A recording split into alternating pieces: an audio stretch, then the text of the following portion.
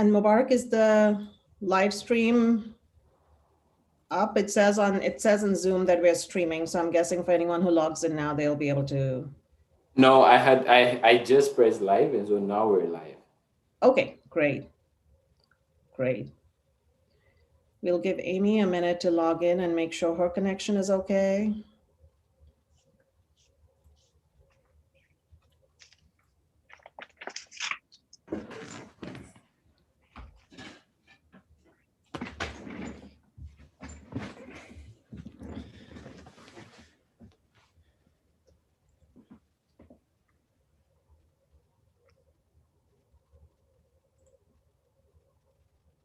It's okay. Great. Hi, Amy. Welcome. Hi. Wonderful. So with that, over to you, Katie. Take it away.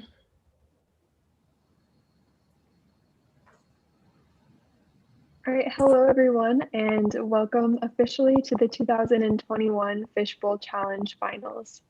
We are so excited for today's event, and we're even more excited that all of you are able to join us for it. So I'm Katie, one of the program managers at Fishbowl, and normally I get the amazing job of working with our challengers and supporting our winning teams as they launch their companies. But today I also get to be your MC for the next few hours. So I'd like to say that working with this cohort of challengers, especially during such a globally difficult time, has been a constant source of hope, inspiration, and a reminder of the power that driven young people around the world have when they work together to solve some of our most pressing global problems.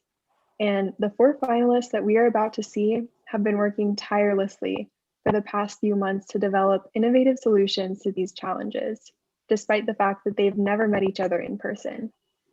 And at the end of the next few hours, some of these solutions will be funded, and these teams are going to take the next step in their journeys of making an impact through entrepreneurship. We are so excited to have all of you here with us for this exciting day. And after having worked with these teams since September, I can promise you that we are in for a treat. And I can't wait to see what they have in store for us. So with that, I'll hand things over to Tom, the founder of the Fishbowl Challenge, to tell us a little bit more about the challenge and today's event. So Tom, over to you. Thank you very much, Katie. Welcome to the Fishbowl Challenge, everyone. Or may I say welcome to the Dream Factory. We started the Fishbowl Challenge a few years ago, and like many of our teams, or of the teams in our program, it was after hours in a cafeteria in some small college and some small city somewhere in the world. In our case, it was the most eastern part of Eastern Africa. And we actually didn't have a whole lot in common, you know, we were studying different things, we were living in different places in the world, but we were all brought together by this kind of aspiration, this dream to do something big together. And this year, the challenges in our program are from, you know, in the thousands. They're from almost 100 countries all over the world. And they're all crazy. They really think they can change the world. And they have no experience, no connections, no money. But they have a dream and they believe that it's possible. And at the Fishbowl Challenge, we don't just take them seriously and support them. We actually really believe in them. And we're inspired by them, and we're grateful by what they do. And we think they're crazy good, and that they deserve a chance. In fact, we believe that, you know, young entrepreneurs are the best chance that the world has for progress and to thrive. And our mission is to find these aspiring young entrepreneurs in colleges all over the world and enable them to do crazy good things that can move the world forward. I'm Tom. As I mentioned, I'm one of the co-founders of the Fishbowl Challenge. And when we sat down in that cafeteria a few years ago, we decided that, you know, these amazing ideas and aspirations and inventions for social good that get hatched on college campuses around the world should get a better chance. And so today you'll meet some of our challengers who have a dream, and we truly believe some of them will go on and launch great, long-lasting companies. But all of them will leave the Fishbowl Challenge with hopefully belief and a conviction that they can do great things one day. And so we are providing them with mentorship, with financial support, with connections, but most importantly, we bring them together into groups to solve these world-changing problems together. There's something really extraordinary that happens when people from different countries come together, and from different backgrounds, different cultures, different value systems, and working on a problem together. So we started Fishbowl in a time when the world was drifting apart in many ways. Borders were being built, and import taxes were being raised, and hate speech and xenophobia was on the rise. And we really want to celebrate diversity. We think it's not just a good thing to do. We actually think that mixing and transcending cultures and borders makes teams stronger and gives them a much better chance and opportunity to thrive. And together, we've seen this over and over, that they see the world differently. They look about problems differently. They talk about them differently, and together they are actually moving the world forward in a new way. And whether they make it to the finals, like our 4 teams here now, whether they made it to the semifinals, or maybe they never made it, beyond the first round, they now know that what true global collaboration feels like, and that it really can move mountains. And so, just like our challengers, the Fishbowl team is just getting started. We know there are 160 million college students around the world at any point in time, and we know 100 million startups get started every year, and the number of college students founding them is really small. So we have a big goal and a big opportunity. We firmly believe that this is the group of people that has the most potential to change the world. And so we're doubling down and helping and supporting them. But as we support them, we also need support ourselves. So I want to thank you, everyone who's supported us, the mentors, the judges, significant others, supporters, and a special thanks goes to our donors who are making all this possible. Without your very generous financial support, none of this would have been possible. So a real big thank you, particularly to you. We'll continue to need your help going forward. So if you're able to make a donation right here, we're all online. There's our website, there's a little donate button, goes really fast. And I promise it will feel really great because you've surely helped change the world and gave a group of global social entrepreneurs a chance somewhere around the world. And that's worth it. So let's get going. Back to you, Katie. Thank you so much, Tom. So a few quick rules before we jump into the actual fun part, the presentations. First, please respect the time limits that we've set, and that's 20 minutes for presentations and 10 minutes for questions. This is critical not just to keep the event on track, but also to respect the time needs of the other teams. Second, a reminder that during your presentation, you'll be prompted by the moderator, myself, of your time remaining allowed at the 3-minute mark, and with a chat message at the 5-minute and the 1-minute mark. So please keep an eye out for these. Also, please remember to mute yourself and unmute yourself, as muting yourself when you're not speaking will definitely help us reduce ambient noise and ensure that we can all hear each other clearly. One last tip, if anyone's struggling with bandwidth issues, we recommend turning off your video if you don't have a great connection. So with the logistics out of the way now, allow me the pleasure of introducing our judges. We have an amazing panel with us today, and I would love the opportunity to have them say a few words about themselves before we get started. So first up, we have Dr. Amy Jadasimi. She is a medical doctor, a businesswoman, and a CEO, and one of the most influential leaders in African business. She's been named one of the top 25 Africans to watch by the Financial Times and a young global leader by the World Economic Forum. Now over to Amy to tell us more about herself.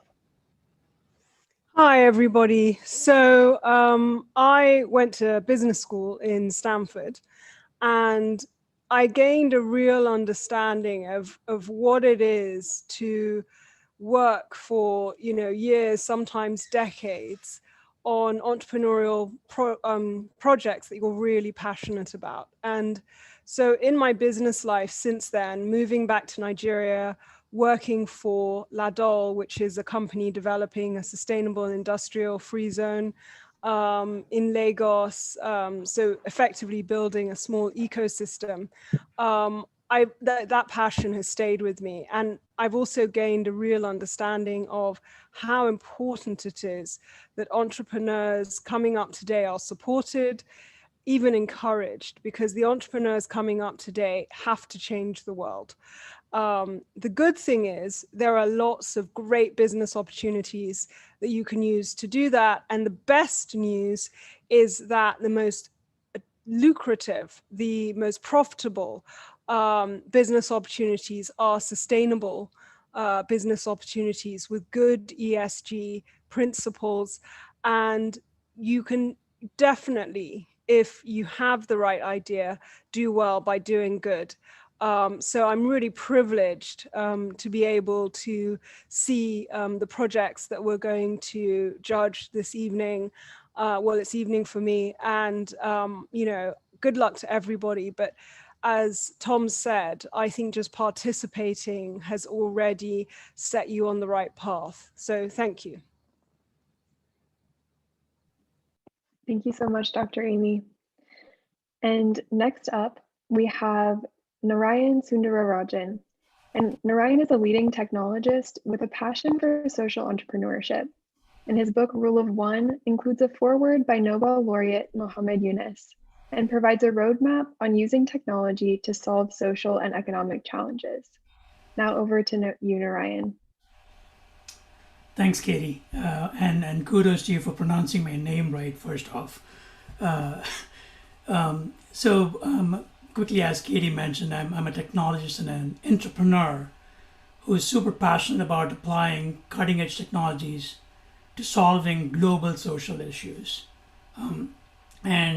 Really, I'm as Amy mentioned, I'm super privileged to be listening, encouraging, and cheerleading the four teams here, but also excited about all the others who participated, because I truly believe you are the change makers who are going to lead the world right. So it is more than judging for me. It's really getting inspired and listening and encouraging all of you.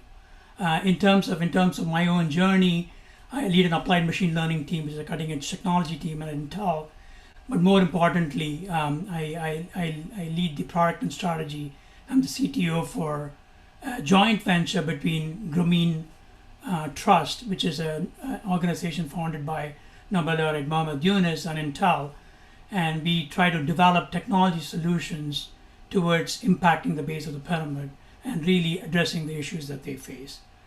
So super excited about being here and listening to all of you, and good luck. Thank you so much, Narayan. So our next judge is Vandana Barvani, and she is the founder of Fishbowl. After 20-year career in Silicon Valley, spanning companies like Google and Gap, she's now focused on philanthropy, impact investing, and mentoring startups. So here's Vandana. Thanks, Katie. I'll keep it short since you'll hear from me a little while later as well. I'm an engineer by training, and then moved slowly to the operations side of the house, and have had the privilege of working in operations for not just some of the large companies that Katie mentioned, but some small startups as well. And what I've been most inspired by in my entire career journey has been builders. And I think that's what entrepreneurs are fundamentally, is they're builders. They see a vision and then they start collecting those building blocks to make that vision come true. And having had the opportunity to see this sometimes from a front row seat, I've realized that Tom's comment about the crazy entrepreneurs doing crazy good things is absolutely true. So that's what inspires me. And founding Fishbowl was my attempt to get closer to many, many more crazy good entrepreneurs around the world. So I feel very fortunate to be here and privileged to be on this amazing panel of judges today. Thank you so much, Vandana. And now rounding out our panel is Wilson Chen. Wilson is an accomplished CFO and has led multiple aviation companies from startup all the way to acquisition. He's also an active angel investor with a portfolio spanning healthcare, technology, and real estate ventures. Now over to you, Wilson. Thank you. Yeah, I started my career as a CPA and a certified internal auditor. And after receiving an MBA at UC at Berkeley, I worked at an aviation leasing company that was sold to a competitor in 2008. In 2010, a few key management members, we got together and we started Jackson Square Aviation. And as CFO and co-founder, we built that company to $3 billion in assets by the time it was sold to Mitsubishi in 2013. And now 8 years later, we're near $9 billion in assets. And up until 2020, where there have been obvious difficulties in the aviation industry, we were the largest net income contributor to the publicly listed Mitsubishi UFJ Lease and Finance company. On a personal front, I've invested in several early stage companies and currently board chair of a medical device startup and advisory board member for a 30 million real estate finance company. I live near San Francisco with my wife and 2 boys and 2 dogs who may or may not wander in the background at various times. And having said all that, I really commend everyone for all their hard work that they've put in making the world a little better place, and very excited to be a humble part of this project. Thank you. Thank you so much, Wilson. As I said, we have an amazing panel of judges today, and we're really grateful that all of them could join us. And now, without further ado, let's jump into the final presentations. So, as Tom mentioned, we have 4 amazing teams representing over 10 different countries today. And our judges will be evaluating these contestants across the following criteria. First, the problem solution fit and the team itself. Second, the viability of the proposal. Third, the anticipated social impact. And fourth, the team's key resources and partnerships. The judges have $50,000 to allocate across the final teams as they see fit.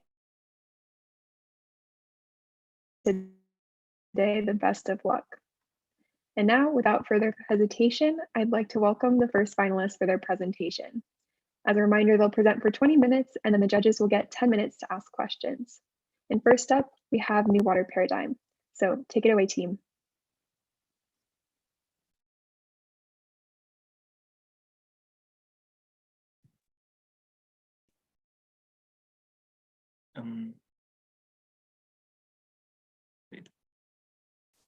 Karen, are you sharing? Yeah, so are we going to share the video first? Yep, our team will get the video up for you guys. Okay, cool. If that works. Yeah, that's possible. Thank you. Ya casi llegando a la comunidad. 17 de mayo. Abundant rain, luscious green rainforest. The Pando region of Bolivia reminds you of biodiversity and natural beauty. But what if I told you that there is a major water problem?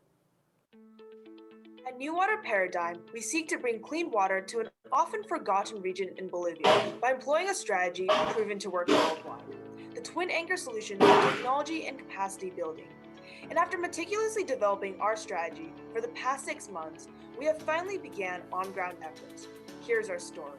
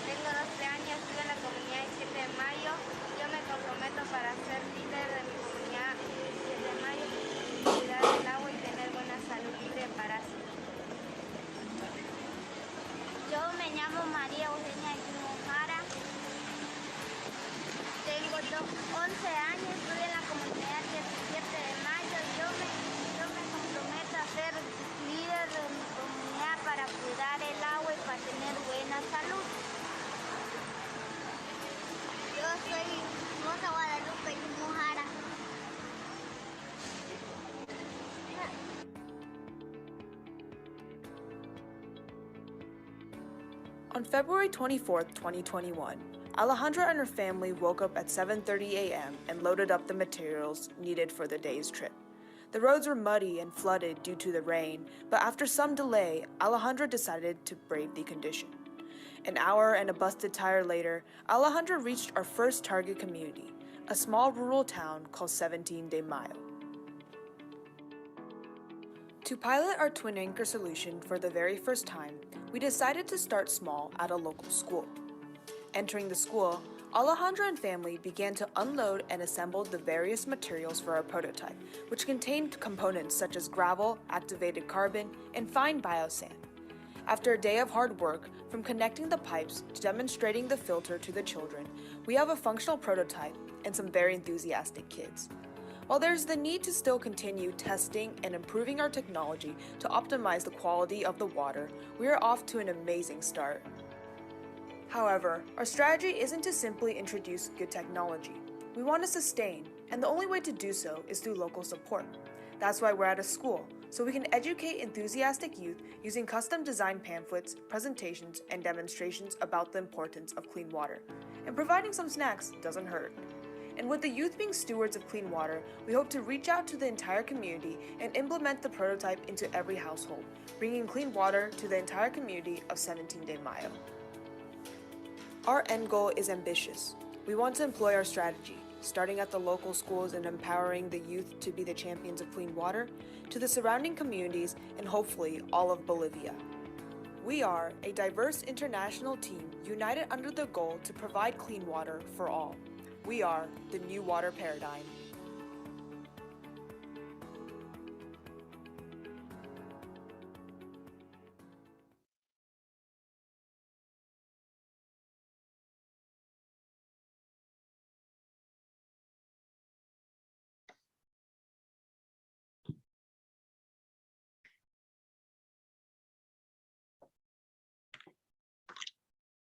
All right. Greetings to all the lovely humans present with us today. We are New Water Paradigm, a team that came together to change the way that the world's most wicked problem of guaranteeing the fundamental human right of clean water is tackled. Through research and experimentation, we have cemented our holistic approach as one that gives equal weightage to technology and education while centering people at every stage of the process. Through ensuring that problems are solved from the bottoms up, we aim to support people to better their lives on their own terms while building in long-term resilience. We decided to work in Pando, a region which exemplifies the issues that exist around inadequate support for clean drinking water in rural areas. Pando is the most isolated territory in Bolivia, part of the Amazon region, full of tropical forests, frozen rivers, exotic animals and fruits, a humid and hot climate, truly a natural wonder. However, its people suffer from a lack of numerous basic services such as drinking water, sanitation, electricity, etc. According to a JICA report, only 40% of the rural area has access to safe water, and 100% of population doesn't have adequate sanitation. This has resulted in a higher rate of stomach disease of mortality in children under 5 years old that increase every year. My family and I live in Cobija, the capital of Pando, capital city of Pando, and the water that they provide us twice a week is not safe to drink, despite being the best service in the region. It is easy to imagine how much worse the situation is in the rural communities, where the problem has worsened due to the pandemic and caused a health emergency. This region is also characterized by high rates of poverty, neglect of public institutions, and poorly executed social welfare projects. Particularly serious in the case of the community 17 de Mayo, which is 1 hour from the city, largely consisting of subsistence farmers.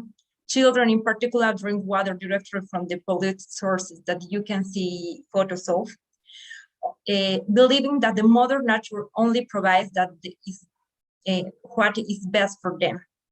Frequent floods and river surges, enhanced by the climate crisis, leads to an even greater vulnerability and likelihood of disease. 17 de Mayo community is only one of hundreds of communities in need of urgent holistic water intervention, formulated through the support of government, civil society, business, and people like you and I. All right, so to start creating our strategy, we wanted to learn from past interventions in Bolivia to figure out what worked, what didn't work, and incorporate successful elements into our strategy. From many interventions, we noticed two very important trends. So first, JICA and the Bolivian government program failed mainly due to lack of maintenance as well as community engagement, which correlated with the fact that the citizens didn't see the importance of technological intervention. Or in JICA's case, the technology wasn't even well suited, with the wells being far and dangerous to approach. On the other hand, Global Diversity Foundation and Water for the People both worked in close consultation with the locals, which led to higher acceptance. And they also had post-installation support, which ensured their program's sustainability. We hope to use these lessons to enter the existing ecosystem of water interventions in Bolivia and work with underserved communities that these foundations have not supported yet, such as the rainforest regions that we're working with right now. But now onto the first aspect of our twin anchor solution, it's the filtration technology. So Alejandra had to carefully survey the situation on ground, taking careful note of available resources, as well as coordinate with the locals to spur community engagement. After interviewing local technicians, she revealed the primary cause of water contamination was agricultural, in the form of cattle waste upstream, which means that there are high E. coli concentrations, as well as high turbidity, so dirt, and salinity. Thus, it was evidence that biosand filtration was the best solution, because not only did biosand theoretically filter out all the contaminants that were in the water, but the key components such as sand and gravel were locally available, and not to mention that biosand filter has been widely used throughout the world due to its low cost and ease of construction. But now onto the science. So when dirty water is poured in, gravity pulls it through three different layers. So the first layer is fine biosand. And not only do these fine sand particles filter out the dirt, but it also cultivates an active microbial ecosystem that will eat up the biological contaminants as the water trickles through. The next level is activated carbon, which and while that's not usually in biosand filters, it was added on the advice of local technicians. And it helps further increase the quality of water by removing chemical contaminants such as chlorine and fluorine, which biosand itself cannot. Lastly is the gravel, which consists of two distinct layers of bigger and smaller pebbles, and this facilitates further filtration, making the water fit for direct consumption. So right now, we're currently at the first stage of our prototype, and we're still waiting results from lab tests to see the effectiveness of the water filtration. So whether we use activated carbon or not, it's still up in the air. We're still experimenting. But in addition, Alejandra is currently consulting with experts at KAUST, a Canadian organization dedicated to decentralized biosand filtration around the world. And this is all very exciting for us, and we're very excited for the advancements in the near future. But in the end, none of these technological efforts would be effective without education and empowerment, because uninformed people won't bother paying and maintaining. To make matters more complicated, the Bolivian state guaranteed water as a constitutional right after the Cochabamba water wars in the year 2000. So if water is perceived by all to be free, how can we persuade them to accept our solution? So after reaching out to many potential stakeholders, Alejandra connected with Mrs. Celeste, a social worker who believed in our cause. She then introduced us to a professor teaching at the 17 de Mayo school, Nimfer Divico, who acted as a liaison with the children. We realized a possible approach is to enter the communities by first installing a free prototype at a school and then harnessing the potential of local youth who can act as water champions that will persuade the community members to embrace clean water. And the community members would probably be more willing to listen to them than to outsiders like us. But we plan to definitely slowly build trust through demonstrated impact as time goes on. And to further back this up, there has been years of research that has shown that trust makes and breaks any aspect of social enterprise work.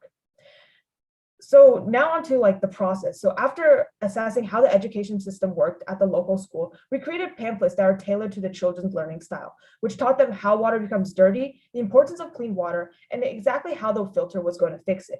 Concurrently, we are also working on developing a guidebook for the professors and social workers, given their critical position as our on-ground partners, and they'll be helping, administrating the capacity building program, especially as we expand. Now to Shik. This guidebook's intention is to go beyond simple descriptions and help instill community participation and ownership of the prototype. We all know that the people who face a problem are best placed to solve it, given adequate knowledge. While with the young champions poised to spearhead communitarian learning, we will help facilitate participatory assemblies that draw out the collective wisdom of the people, while also instilling communal responsibility for the state of the local water systems. This participation has already been exemplified by a prototype idea being vetted through feedback exercises at fortnightly community gatherings and preliminary responses of continued interest obtained from students and some parents at the school. By using before-after water tests and stories of successful interventions in nearby communities, our objective is to democratically build up the capacity of people to become self-sufficient in water purification and also enable water systems expertise and maintenance. And who knows, maybe in the future, even offer an ecosystem service. As is clear, there is tremendous scope for social impact, with even the measly 40% of rural Pando's population with piped water facing diverse problems. We could potentially impact up to 70,000 people just in this region. There are, of course, direct social outcomes, mainly better health and nutrition, leading to enhanced economic productivity and the creation of at least 350 on-ground work opportunities over 5 years in social work, project management, and technical support. However, holistic water solutions like ours can have a multiplier effect, impacting up to 6 SDGs for at least 8,000 rural Bolivians, and that is a conservative estimate, including women gaining increased autonomy, higher literacy, socioeconomic empowerment, and even nurturing entrepreneurial spirit like us. Our confidence also comes with our solutions' resilience to the climate and ecological crisis, with Bolivians faring at the bottom of most vulnerability indices, a combination of local materials and know-how, a portable and easily assemblable device, and ease of knowledge sharing primes us both for sustained long-term impact per community and a market of up to 1,300,000 of Bolivia's rural population that still lacks access to safe drinking water. Now, having launched our phase 1 through 17 de Mayo, we now have the ground support to launch and expand our services in other nearby communities. We plan to target our second community, Mejillones, in phase 2 by September of this year. By the end of our first year, completing our phase 1 and phase 2, we would have successfully provided clean water access to over 90 families. This is going to build trust and provide us with success stories to launch our phase 3 and phase 4, in which we're going to target 5 and 25 surrounding communities respectively. For our active revenue streams, starting from phase 3, we are going to be facilitating microloans. Microfinance in today's world has become a valuable tool that provides resources and access to capital to the financially underserved, such as those people who are unable to get their checking accounts or loans from traditional banks. Without microfinance, these people have to resort to using loans or payday advances with extremely high interest rates. The microfinance industry represented about 15.2% of Bolivia's GDP in 2014, which was around $35 billion US. Since then, the industry has seen a massive growth with a large segment of the national financial system being represented by these microfinance institutions. The number of clients who have some type of these services often represents around 22.2% of the total population, evidencing its importance to the new water paradigm. March 2022 or phase 3 onwards, by facilitating microloans, we plan on charging $1.5 US per month for each family that is going to use our filter. By decentralizing the clean water access, we would reduce the spending per family by around 100%, from $3 US, the amount being currently paid to the government's ineffective water supply, to $1.5 US for our twin anchor solution. This price point is backed by the study of Johnson et al. That emphasizes the need to prioritize social responsibility in rural water interventions in such low-income communities. The second aspect of our business model is going to be our passive revenue stream. This would mostly include partnerships, funds, grants, and other streams generated as we expand. We plan on launching online courses, workshops, and community offerings through consulting with our networks in the educational sector. Moving forward, we are also planning on developing a tap-on filter for the city dwellers to cater for their instant clean water needs. The 30K Fishbowl funding is going to be mainly spent on 4 major factors. The manufacturing and deployment of our prototype, the biosand filter, is going to consume 3/4 of our budget. The other major cost would be for the materials, training, and volunteers involved in our capacity building program. Less than 8% would be spent on the maintenance of the filters and of the clean water sources in the community and on the remote management. After serving the 45 families in 17D Mayo in phase 1, we would have spent around $13,000. The leftover amount would be used to expand to our phase 2. And by the end of our first year, we would have around $6,000 of our fishbowl funding remaining while having served 90 plus families in these two communities. A small amount of $250 would provide clean water access to a family of 5 for decades to come. Now moving on to our financial projections. Our active revenue stream, that is the $1.5 monthly recurring revenue for each family through the facilitation of microloans, is going to account for 50% of the total revenue generation. The passive income coming in from the tap-on filters, the online courses, and the grants are going to cover the other half. While relying on fishbowl funds to cover for the first 2 phases, we plan on getting self-sustainable by the June 2023, early stage of our phase 4. As the line chart shows towards the right, the break-even would be achieved by generating around $55,000 annually.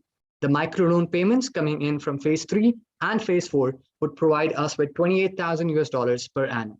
By investing in generating the passive income streams, we plan on achieving $30,000 annual revenue by 2023. This in return would generate us a 13% net profit by the end of phase 4. As is clear, we are only at the start of our journey, and we are thrilled to be taking on this challenge together. We are a multicultural and multidisciplinary team with a unique mix of academic, social, and geographical difference that not only strengthens us as a group, but also helps us grow personally. Over the last 6 months, our team has evolved greatly, understanding problems, generating solutions, learning virtual companionship, and above all, solidifying the belief that despite all of this, we can continue with this project and achieve our shared goal of helping people. While shared passions for social ecology ensure that our solutions are intersectional and transformative, Karen's expertise in communication, narrating our history excellently, Billa's experiences with marketing and sales ensure that our vision turns into reality, and my focus on technology and on-ground connection facilitate the most effective intervention. So far, we have been able to dream and materialize our ideas with each other's support. We are confident that we have the audacity that accompanies success and the perfect tactic for long-term sustainability. Our commitment has allowed us to reach significant milestones, whether defining the filter and education program, validating them in the field, building a relationship with the community, or bringing together diverse stakeholders for the first phase of implementation. We have realized up in a strong coalition to get to where we are. Yeah, we can move on to the next slide, Karen. So, learning from the Quechua indigenous peoples of Bolivia, we have enshrined cooperation of villagers, global, regional, and local, into our theory of change, activating collective synergies to serve those who no one else does. Our constant endeavor is to center the humans of 17 de Mayo and communicate the potential of life-changing impact and facilitate space for co-evolution to emerge among diverse actors, enabling new water paradigms. Encouraged by the community leaders' efforts to support us, COS's willingness to co-develop the prototype, and city technicians traveling through flooded roads to reach the community, we are confident of continuing to weave the forgotten people of Pando into networks of donors, technical experts, researchers, and many others. A focus on technology and education, empowered by human connections and rural youth leadership, and inspired by the drive to make a long-lasting difference, makes communitarian transformations not only possible, but within sight, and we are raring to change the worlds of our friends in Pando and beyond together. Thank you so much, team. And with that, we'll hand it over to our judges for 10 minutes of Q&A. Great, I can get us started. So thank you, team. That was very inspiring, and I'm glad you got us off to a great start here. My question is around partnerships. I understand that Alejandra is on the ground, which is fantastic, and is able to meet people and set up the prototype.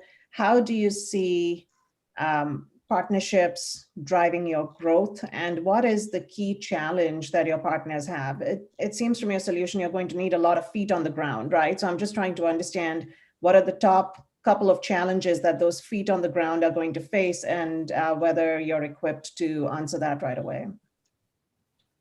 Right. We think that the main challenges that the feet on the ground will face are the lack of access to such communities and the lack of being able to provide the right educational, technical know-how to them, because that, especially given the pandemic, but in general, the way these areas are very isolated, that's a big thing. However, we are focusing, or we intend to continue to focus quite strongly on developing a robust on-ground team that will be as important as us, basically, and it potentially not as important, more important than us, in actually, embodying the solutions, and who will be kind of co-owners of this enterprise, developing the solution together, making sure that it's integrated into the local know-how. And this is already happening with Kaust, our main partner right now, that is basically helping us with developing the prototype, and also helping us potentially go into the communities in the future, but currently equipping up to 10 people to actually build the prototypes. So the main intention is to have this strong on-ground team, and then use that as a concrete anchor to then draw in all of the diverse relationships and networks that we're trying to weave, which are quite a lot. Yeah. Great. Amy, I think you had your hand up as well. Go ahead. Sure. So my question was about, and thank you for the presentation, by the way, it was very good. My question is about your competition. It seems as if your main competitor is actually the government. And so, number one, have you thought about that? Have you thought about how that could be a significant risk because of non-market issues? And two, is it possible, given the regulatory environment, for people to simply opt out? Well, not just the regulatory environment, but given the realities on the ground, is it practically possible for people to opt out of the government scheme? Yeah, so we are not in a direct competition with the government, because what government is doing right now is that they're supplying the water source that is not basically clean. So the community has to resort to buying chlorine and other interventions in order to clean that water source and eventually use it for their drinking purposes. So where we basically come in is that we basically resort to decentralizing the system. That means the community does not necessarily have to rely on the water being provided by the government, but rather either getting in from the river stream or anywhere else, and then using it through our filters to get the clean water out. And just to add on, also the people currently pay, many people have to pay the compulsory government rate of $3. Although, of course, in the rural areas, there's not as much strong implementation as it is in the urban areas. But still, given that chlorine is a recurring cost, and our prototype will have more of a one-time cost with some maintenance required, which will also be subsidized, we feel that our offering will be much more lucrative to the people. Yeah. Sorry, just a quick clarification. When you say that $3 is compulsory, that's exactly my concern, is that can they simply opt out of the government solution? Because it is often the case in all countries, wealthy and poor, that, government and quasi-government monopolies don't like it when you give a better alternative to what they're offering.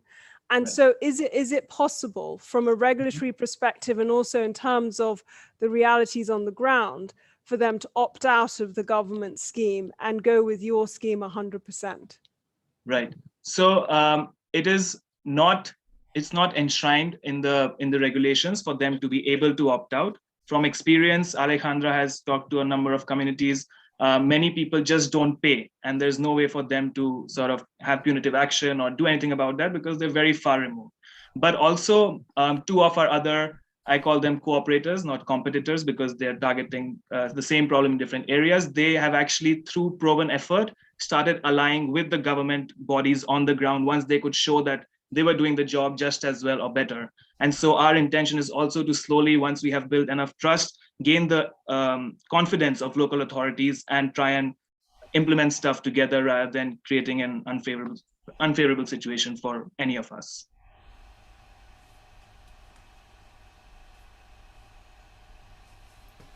Cool. And can I jump in and ask a question here? Go for it. Cool. One other question, by the way, really, really interesting presentation. Loved the rule of one here, one household, one community at a time. So I personally like the approach. And the question I had is one around clarifying the business model, right? Is the business model really providing a reference design of how to build this device or technology to local entrepreneurs, and the local entrepreneurs become the segue to providing the services to the villagers? Is that how you're thinking about it? If so, providing the microloans to the entrepreneurs, and they are responsible for recouping the spend. Is that how you're thinking about it, or am I understanding this right? Yeah, so you're understanding this quite right. For the first two bases, the first two communities, 17 de Mayo and Mejillones, there is going to be no facilitation of microloans because we're going to be covering the education capacity building program and the prototypes. And through training of these particular people in these two communities, then slowly we're going to be expanding to providing the microloans to the community so that they can initially generate income from that particular source and basically become the owners of facilitating these prototypes alongside their communities. So you've got that quite right, Narayan. Got it. Thanks. I had one question, if I could. Thank you for the presentation, and you did a really good job highlighting a really big problem. And because it's so big, there's a lot of alternative solutions. So you had at the beginning a competitor or alternative solution slide, which showed what other companies are doing and what doesn't work. But you had one that also was a biosand company that you wrote is, I think, like still assessing. And I just did a quick Google search, and there's like half a dozen other biosand projects in Bolivia. Mano a Mano, Water Charity, Samaritan's Purse. What makes this different from those other ones? Yeah. So we've been very cognizant. Thank you for that question. It's the most important one. We've been very cognizant of the fact that this is a huge problem. Millions of people are suffering. And as we shared in slide number 3, we are thinking of slotting into the ecosystem. So finding spaces where the other solutions aren't currently working. So for example, the Global Diversity Foundation mainly operates in the alpine regions of Bolivia. Water for the People mainly operates around the eastern region around Cochabamba and related communities. The communities that we are thinking about are in the mostly the tropical region, which are the most far removed from society, that haven't had any successful solutions. And so that is the intention for now, is to really focus on those that haven't yet been addressed. But also what differentiates us from the others is a really strong focus on the democratic aspect, really empowering people to not just fix their problem, but take ownership of the entire water system and, have communitarian involvement and not just have, 5 or 6 people driving the problem or driving the solution in their community. So as we've, worked with people on the ground to come up with the solutions, even at this very early stage, we intend to continue doing that. And if there comes a stage when another enterprise is either trying to move into our market or we are having to move into a market that already has a problem, we believe that such, people, really the people are the core of our enterprise, much beyond the technology or the education. That will help us but not thinking so much in competitive terms at this point, given the broadness of the market. Thank you so much for these amazing questions. And unfortunately, we are at the 10-minute time limit. So we'll be moving to the next team now. But thank you for the amazing presentation, New Water Paradigm. And thank you, judges, for your thoughtful questions. So I'm excited that we started off this way because you know that this is a great start and only have more great teams to come. So with that, I think we'll move directly into Team Samam's video. So thank you guys so much again. Housing is important for residents of any country to live happy, fulfilling, and comfortable lives. In Nigeria, 85% of all urban residents spend almost half of their income on housing rent and purchases. These high costs of housing shift the economic scales. The low and middle class are left without access to safe housing, exposing them to vulnerable situations like slum dwellings and homelessness. The building material, cement, consumes 80% of the production cost of walling units used in many buildings. The production of cement is responsible for 8% of all global carbon emissions, leaving a footprint that is directly behind China and the US. As the environment suffers from cement production, there is also a bigger problem posed by plastic waste. The weight of plastic waste filling the oceans could surpass aquamarine life over the next 30 years. Despite this, the demand and supply of single-use plastic continues to rise. At Suma, we asked ourselves, how can we develop housing that is affordable for low to middle income earners and at the same time is safe, environmentally sustainable, and beneficial for the entire community? We looked at all the products and services that are currently valid alternatives to traditional concrete construction: container homes, prefabricated units, clay bricks, panels, and components. They all have one thing in common. They only answer one part of our question. We are changing that. So what is the Suma solution?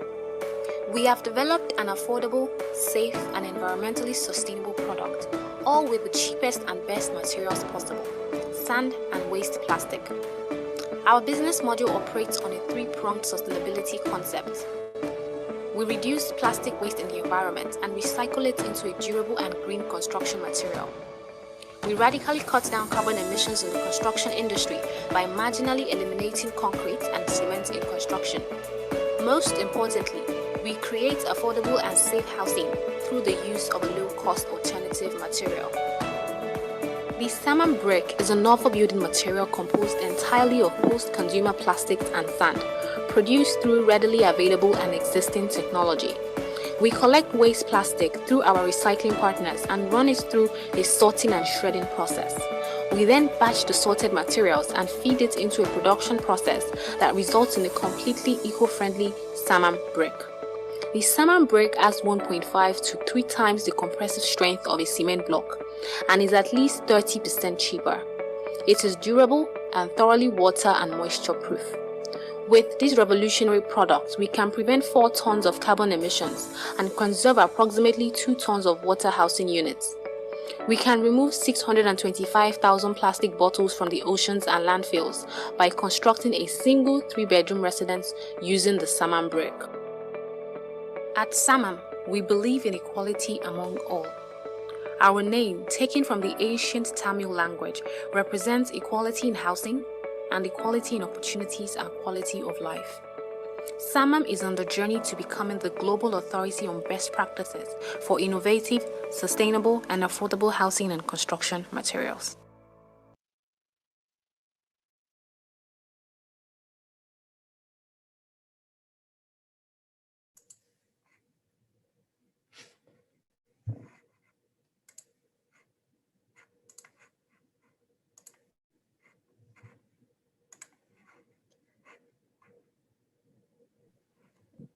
So thank you everyone for having us and for watching our video. We just quickly get started. So as mentioned in the video, Samam stands for equality. It's taken from one of the oldest languages in the world, which is Tamil. And what we have and what our vision is that every person has a dignified and affordable house. But at the same time, we don't take from Mother Nature, we give back. And that's why these houses are sustainable. One of the things that we realized with a lot, there are a lot of problems in the world related to housing and related to plastic pollution and construction practices. So we want to solve these problems with one stone. So let's look at all of these problems step by step. The first is a housing shortage. It is expected by 2050 that 2 out of 3 people will be living in urban areas. This will require roughly $9 to $11 trillion to bridge the housing gap. The next is the construction problem. Global construction practices create tremendous pressure on the earth. As we just heard in the New Water Paradigms presentation, water is one of the resources which we are going to be deprived of very shortly. And construction takes up almost 9% of it because it uses a lot of concrete. The next thing is that plastic pollution. Every day we see images of landfills with a lot of plastic. We see straws and things like that in the oceans. We see birds and fish choking on plastic. And the only problem is we produce more plastic than we know what to do with. And all of this breaks our heart, and we wanted to come up with a solution that hits all of these problems with one go. And that's why Sadiq will tell you what our solution is. Thank you very much, Tripti. So at Suma, we decided to develop housing that is affordable for low to middle income earners in the most vulnerable regions of the world. And at the same time, it's sustainable, right? So to do that, we decided to innovate around building materials used in construction, housing construction.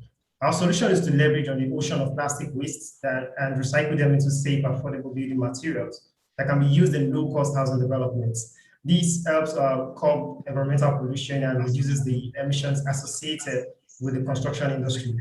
To demonstrate that this is in fact possible, we have prototyped the novel building material known as salmon brick, produced entirely from waste plastics and sand.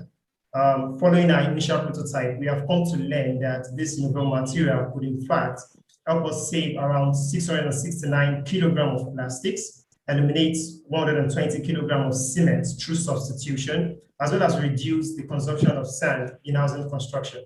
Now, looking at our prototype, here are some of the competitive features that our product offers. It can withstand up to 3 times the strength of conventional cement blocks in the market. It can withstand adverse weather conditions like flooding without compromising its strength. And this is very much unlike conventional cement blocks. This product helps to ensure a circular flow of raw materials because the bricks can be crushed at the end of life and used to reproduce other salmon bricks, thereby locking materials within a circular loop and eliminating wastage. We have also designed this, the brick to act like Lego bricks, therefore eliminating the need for adhesives such as cement grouts or mortar.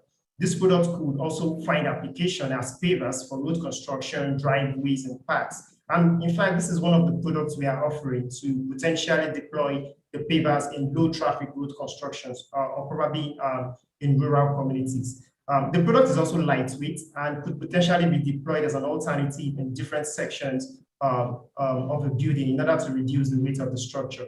Now I will hand over to Zuleika, who will take you through the entire value chain in deploying these products to the market. Thank you. All right, thank you, Sadiq. So our product, the salmon brick, is produced solely from the combination of sand and waste plastic. Therefore, these two materials are the most important elements of our supply chain. For our sand procurement, we're going to work with traditional building material suppliers who supply sand to traditional construction sites with vans and trucks. For plastic supply, we'll be partnering with both corporate plastic recycling companies like Recyclers based in Nigeria and Recycle Point, as well as independent waste collectors and scavengers. So having completely localized our supply chain in this manner, we also expect to employ local laborers for the sorting and batching of the raw materials, thereby creating employment opportunities within our areas of operation. Once our first batch of products is completed, we will move on to the marketing stage. At this phase, we will strengthen partnerships with local and engineering societies such as the Nigerian Society of Engineers, the Nigerian Institution of Structural Engineers, the American Society of Civil Engineers with the chapter based in Nigeria, as well as the Nigerian Institute of Builders.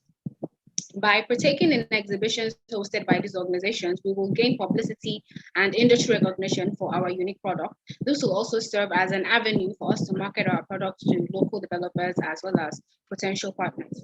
Once our brand name is established, we will then move on to seeking contracts in our next phase of operation, which we will be using to test our product by working on government-funded housing projects, such as social housing schemes run by the Federal Ministry of Housing based in Nigeria. Now I'm going to hand over to Charlie, who will lead you through our financial projections based on our launch. Great. Thank you, Zlaika. So yeah, our financial projections largely involve a cost of goods sold build, a revenue build, an income statement, and then an initial investment budget, which Sodiq will go into next. So first, we built out COGS of goods sold by kind of considering the cost of materials going into each brick and paver, which are primarily plastic and sand. These numbers are based on the manufacturing costs and the data that was collected by Sodiq when we were building out the prototype for our bricks, and they do not account for economies of scale either, which may result in overestimation. We further estimated, the number of factory employees, both laborers and supervisors, into the next 3 years. Next, in terms of building out revenue, we broke it down between pavers and bricks, and further an estimated price and estimated units sold. The estimated price is kind of achieved by shooting for a 20% profit margin on top of COGS, which is still largely cheaper than the industry standard of the concrete brick. Units sold is also the primary assumption we're making in our estimation, and that will largely depend on the success of our business. Finally, in terms of our expenses in our income statement, the primary ones were research and development, sales and marketing, general and administrative, and then depreciation expenses. So these expenses were largely driven as a percentage of revenue or a percent change. However, depreciation was based on a 10-year straight line depreciation of the PP&E investments, which Sodiq will touch on next in the initial investment budget. All right, thank you, Charlie. So in order to begin deploying Suma products in the first year, we require investments in plants and machinery, putting up factory structure, initial inventory to run production, research and development, and marketing efforts. All of these runs to about $39,530. Our plants and machinery include the extruder machine, which is central to our manufacturing line, hydraulic press machine for compaction, and tools such as wheelbarrows and shovels. This would take about $26,000. With research and development, we intend to explore further research into the use of other kinds of waste plastics, such as LDPs and HDPs, to be used in our raw material mix. We will also pursue a patent application for this product once research is concluded. We have budgeted around $1,200 for this item. Startup inventory will cover initial stock of raw materials, that is plastics, waste plastics and sand, to run our first production. $6,000 should get us going. With $4,600, we have budgeted that for setting up the factory, installation of operation and storage sheds, as well as utility supply in the first year. Land costs will initially take the form of lease and rent. This is going to be in partnership with Brickmix Engineering, a civil engineering startup founded by myself in 2019. And we are looking at $730 in cost. As a construction material startup, we will be participating in a number of exhibitions, just like Zulaika had mentioned earlier, as part of marketing strategies, aside setting up the brand. So $1,000 has been pegged for this. Charlie will now take you through the next steps and milestone. Great. So yeah, I'll go into our next steps and planned milestones in 2021 until the end of the year. Trippy, if you want to go to the next slide. Cool. So with Sodiq in 2021, likely Sodiq and Zulaika are heading operations on the ground in Nigeria, while the rest of the team conducts research, sourcing, outreach, and marketing. So in April and June, we plan on conducting and beginning our R&D process in terms of exploring other plastic uses to optimize our product and efficiency. We will further conduct extensive market customer research, sourcing, and outreach in order to solidify our partnership base across the entire value chain in Nigeria. Sodiq, as the inventor of the Suma brick, will begin the Nigerian patent registration process with no tap. In June to July, Suma will further be registered as a legitimate business entity with the Corporate Affairs Commission, and we will actually begin to procure our machinery during that time in order to test and optimize our product.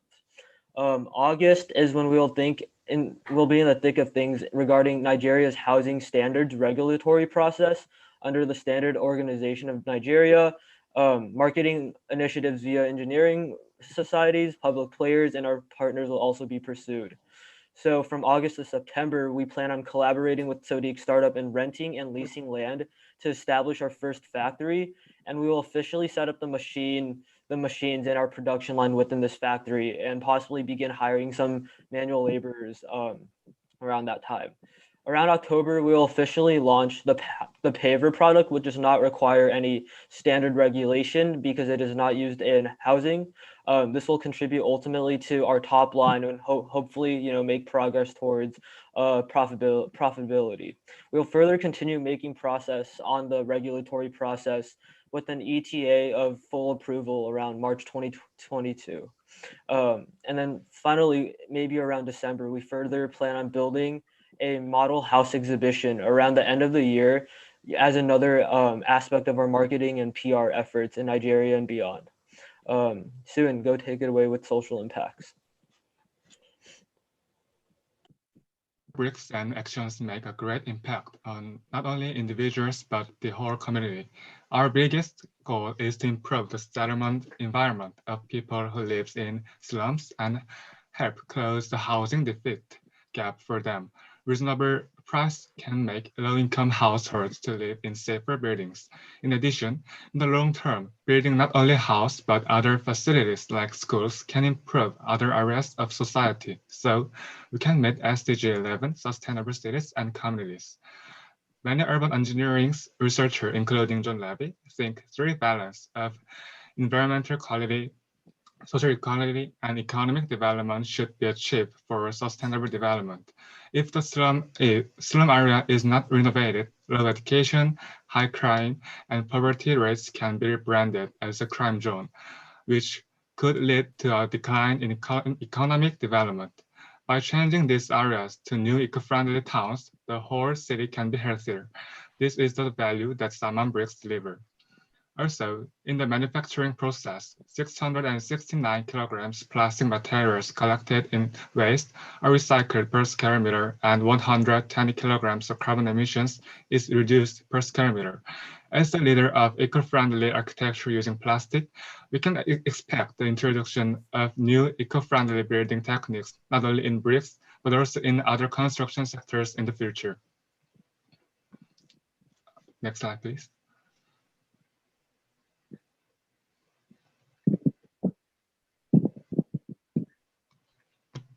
Yeah. Sorry. Thanks. Thanks, Suin. So right at the end, all we want to take a look at is a couple of minutes on the risks and mitigants.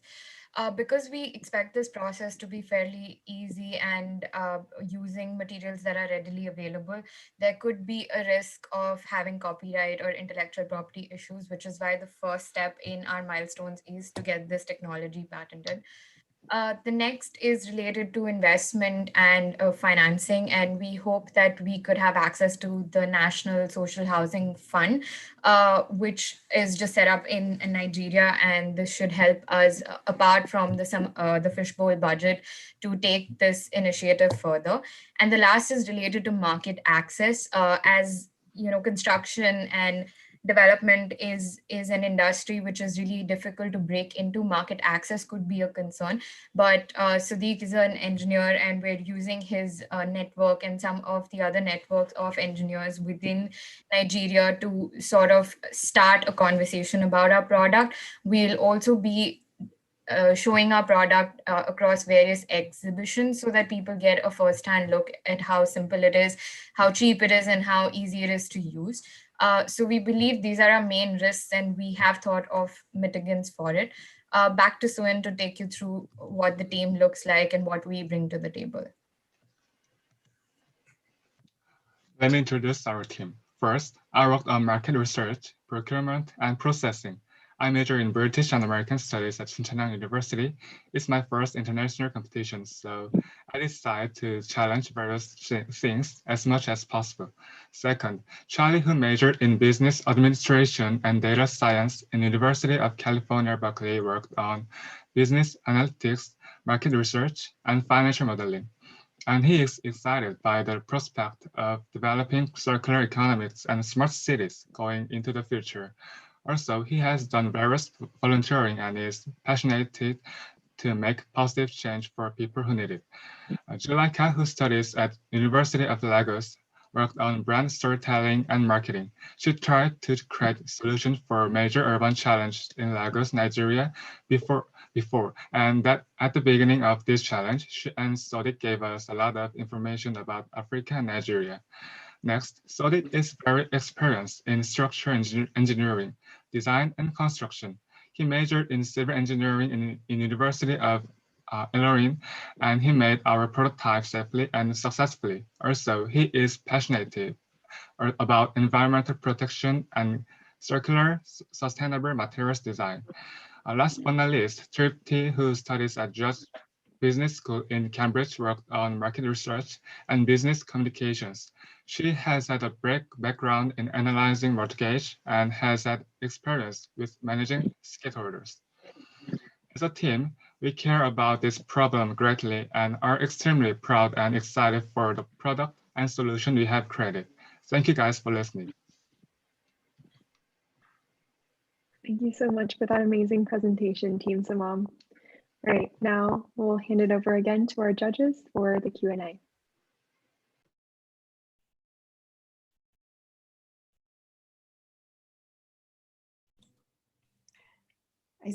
I see Amy's hand. Amy, do you want to get us started? Okay. Thank you very much, Team Samam.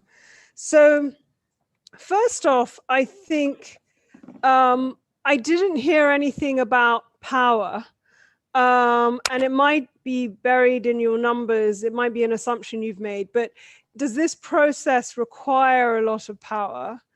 And even if it doesn't require a lot of power, it will require, reliable power, I assume. And as you know, power provision in Nigeria is problematic and can take up to 30% or more of your variable costs. So have you thought about that? Is power a big requirement for your process? Yeah, thank you very much, Ami. So yeah, we did think about that, and power is indeed a very big part of the process, just like you mentioned, the epileptic power supply situation in Nigeria. So in building our financial model, we assumed that we would be running on an independent generating set. So and that has been covered in our utilities when you look at the startup budget slide. Thank you. Okay. The second quick question I have is about your business premise. So I think the business premise is great. I'm concerned about the relatively low price differential between your product and cement in Nigeria. The cost of cement in Nigeria is 3 to 4 times the cost of cement in other African countries, which reflects the fact that there are some deliberate market failures at work in the market. The implication for that is that potentially to be competitive, you would have to be significantly cheaper, like 50 to 60% cheaper than a cement product to be competitive in the real market, if you like. Have you looked at that and thought about that? Yes, indeed, Ami. Thank you. So just like you mentioned, the price of cement in Nigeria continues to go up every day. Maybe it's because of the monopoly or whatever market reason that could be. But like Charlie mentioned while presenting for the financial model, what we took into considerations are very basic costs. By the time we take that into economic scale, the prices should be, moving close to say 40%. What we have at the moment is 28 to 30% cheaper, and that's working on just unit costs. So what if we increase volume, and this time around we're working on a lot of volume, so that means raw materials might be cheaper. We spend so much on logistics. So all of those things could essentially help us go closer to what you're hoping that we could achieve. So that's something we've thought about, and yeah, that's it. Hey, Amy, just to add on to that, thank you for the great question. Another very exciting prospect for us is 3D printing into the long term. This material is able to be 3D printed, and with growing regulations around 3D printed houses around the world, it's quite exciting that we may achieve that as well in terms of perhaps automating our process and streamlining the entire manufacturing line with 3D printers rather than manual labor and the extruders and materials which we need. Yeah. Also, it's also be interesting to note that our premise for being cheaper isn't just on the price of the material alone, it also goes into the processes. When you need to use this product, you don't need any additional adhesive, which means you require more cement to join the bricks together and all of that. But this has been designed as Lego bricks, and you could just lock it into place and it fits properly. So in the long run, when you look at the entire construction process, you find that we are dropping costs. Also in terms of labor, we are dropping costs. Also in terms of time for construction, we are also dropping costs. So what would usually take months and years to build, you can build in days and weeks, right? Thank you. Yeah. Okay.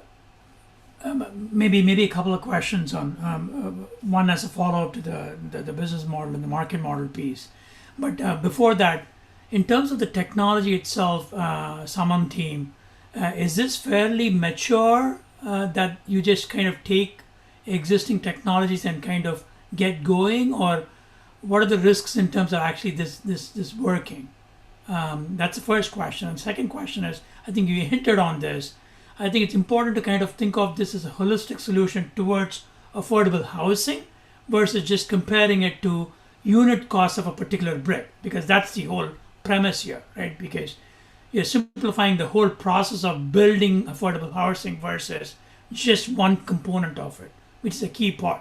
If it is actually a Lego block, you should consider the advantages of a Lego block, right? Versus just a block by block differential. So is that how you're thinking about it? That's the second question. Yeah, let me just really jump in. Thank you very much, Naraya. So ultimately, that's where we are heading to be able to provide affordable housing for people, not just in terms of the cheaper construction materials, although that would play a role, but maybe not such a big role. But as a startup, we can't go into that into the entire industry at once, right? We could start from the material, leverage experienced construction companies already in the industry, provide them with the material, and then they go ahead and build. Currently, as far as affordable housing is concerned, the innovation is usually around financing. So you find governments providing funding for organizations to build mass housing scheme. Currently, the Nigerian government has what's called the Economic Sustainability Plan, right? It's subsidizing housing, mass housing, social housing scheme as a backdrop of the COVID-19 situation and all of that. So government is pumping money, but what if we could say we could also reduce costs of construction? Then at the same time, government gives subsidies. I think that would play a really marginal role in terms of the cost of building and in terms of the cost of access to people who need this housing. So if the cost of a 2-unit bedroom that government is currently considering is 2 million naira, maybe we could bring that down to 1 million naira, and I think that's a very huge impact that it's going to play. And on the first question on the technology readiness aspect? Yeah, on the technology, the interesting thing about our project is we are using an existing technology. We are not trying to create something out of the wood. So the technology is currently used as for producing tiles, right? The extruders are using producing tiles at the moment, floor tiles and roofing tiles. So what we just did is we took that technology and want to plug it into providing building bricks and pavers. So it's an existing technology, so there's no problem with that. It exists in the market already, and it's something we can easily run with. Thank you. If I could follow up on Narayan's question there, if it's existing technology, I saw it, there was. Come again.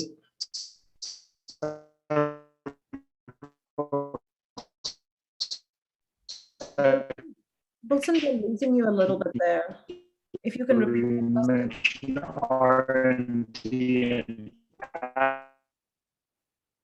patents. How using existing technology and is a prototype? Oh, I'm sorry. Sure. You mentioned this is existing tech. There's R&D and patents required. If it's already existing, I'm just wondering why that conflict, and has a prototype already been created and tested? Okay, so I guess what you're asking, Wilson, is if the technology already exists, then what makes us different and why do we have to apply for patents? Okay, so maybe in terms of the technology, what we mean is the machinery and the process required to manufacture, not the exact product. The exact product is novel and new, but the process to manufacture that product already exists in the market. but nobody uses it to manufacture the products we are considering, right? So salmon bricks is new, but the manufacturing process required to produce salmon brick already exists. It's currently being used to produce roofing tiles and floor tiles. Probably people do not see the market in it, or for some other reasons, and that's why they are not currently into that. But we just thought of it that, okay, if this thing exists and it can produce a tile, then what if we could, just plug it into a building brick? Let's see what will happen. And the result has been great with our prototype. So there really isn't any risk at all in terms of the technology. Quick question from me, Katie, if we still have a minute there. Yep, we have exactly 1 minute. Okay, I'll make this fast. Since you mentioned that the materials are new, but the technology exists, the manufacturing process exists, rather than setting up a factory ground up, have you talked to any local manufacturers of these roofing materials, et cetera, and talked about potential partnerships where you can help them with the patent and the technology, but you utilize the factories and the manufacturing capacity they already have on the ground? So firstly, if you've had that conversation and if you have any reactions or whether you think that would be a likely path forward. Okay, so currently at the moment in Nigeria, most of our roofing tiles using this technology is imported. But manufacturers use the extruder to manufacture plastics, not polymer sand products or tiles. So now you can modify the extruder in many ways to manufacture several products. So what we are just doing is we are taking out certain essential parts and just plugging it into play, right? It currently exists in the market, but not currently used to produce the paving tiles in Nigeria. Those who use it for polymer sand products that we are proposing currently import them. So in Nigeria at the moment, we do not have manufacturers who use it to produce polymer sand brick. So that's what is changing. The extruder is a machine that you can adjust and modify as you go, as you need it, depending on your need. Got it. Thank you. Thank you, team, so much. So with that, we have wrapped up the first two presentations and we're at the halfway point at this point. And so thank you so much to, again, Team Sumam and Team Clean Water Paradigm for those amazing first two presentations, and to our judges for the great questions. And at this point, we'll be moving into a 10-minute break. So it's the perfect time to get up, stretch, grab a cup of coffee, do whatever you need to do. And Mubarak is going to be playing us some lovely music in the inner time period, and we'll be back in 10 minutes. So you definitely don't want to be late. And thank you again for all being here with us.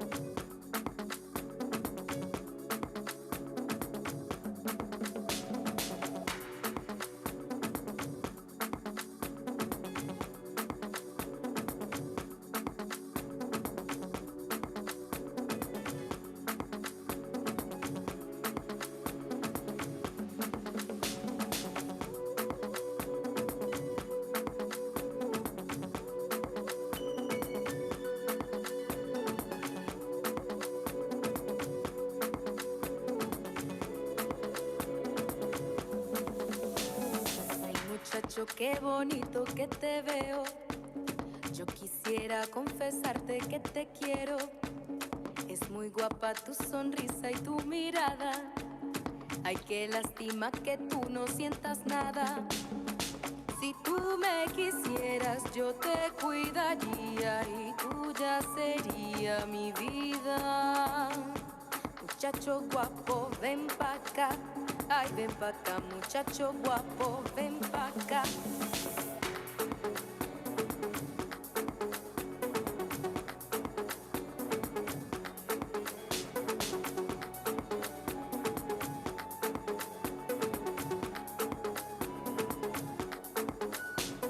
Ay, muchacho, yo quisiera darte un beso. Eres todo lo que sueño y lo que pienso. Yo quisiera darte todo y más que eso. Ay, qué lástima que yo no te intereso. Si tú me quisieras, yo te cuidaría y tuya sería mi vida. Muchacho guapo, ven pa' acá. Ay, ven pa' acá, muchacho guapo, ven pa' acá.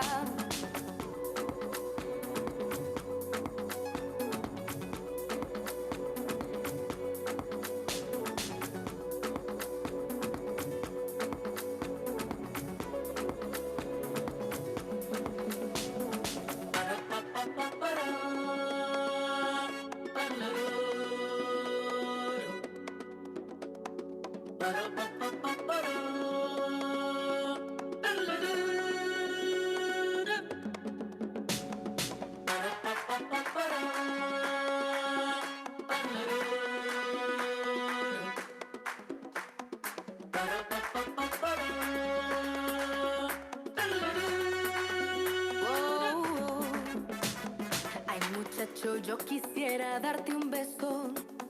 Eres todo lo que sueño y lo que pienso. Yo quisiera darte todo y más que eso. Ay, qué lástima que yo no te intereso. Si tú me quisieras, yo te cuidaría y tuya sería mi vida. Muchacho guapo, ven pa' acá. Ay, ven pa' acá, muchacho guapo, ven pa' acá.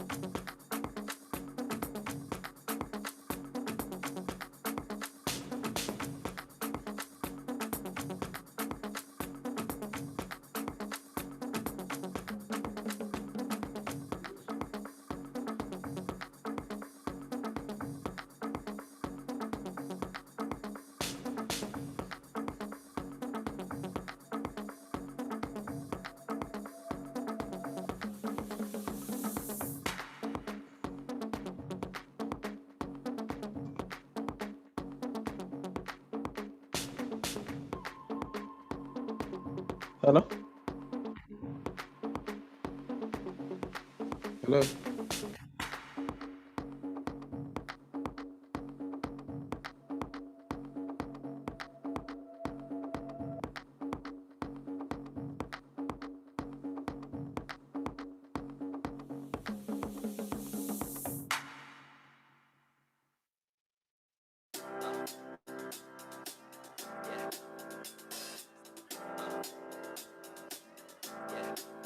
I got this feeling inside my bones. It goes electric wavy when I turn it on. Off from my city, off from my home.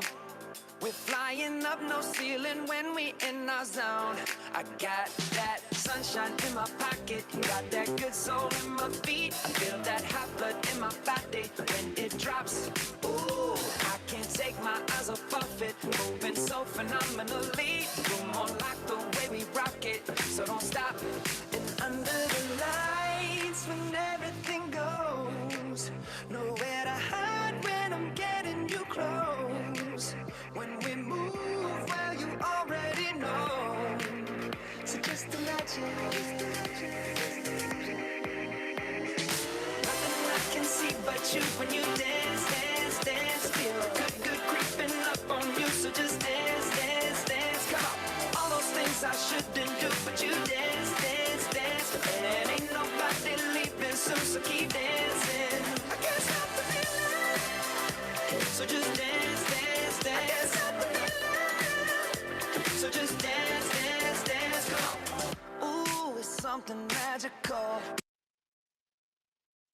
Ain't got a soapbox I can stand upon, but God gave me a stage, a guitar, and a song. My daddy told me, son, don't you get involved in politics, religions, other people's quarrels.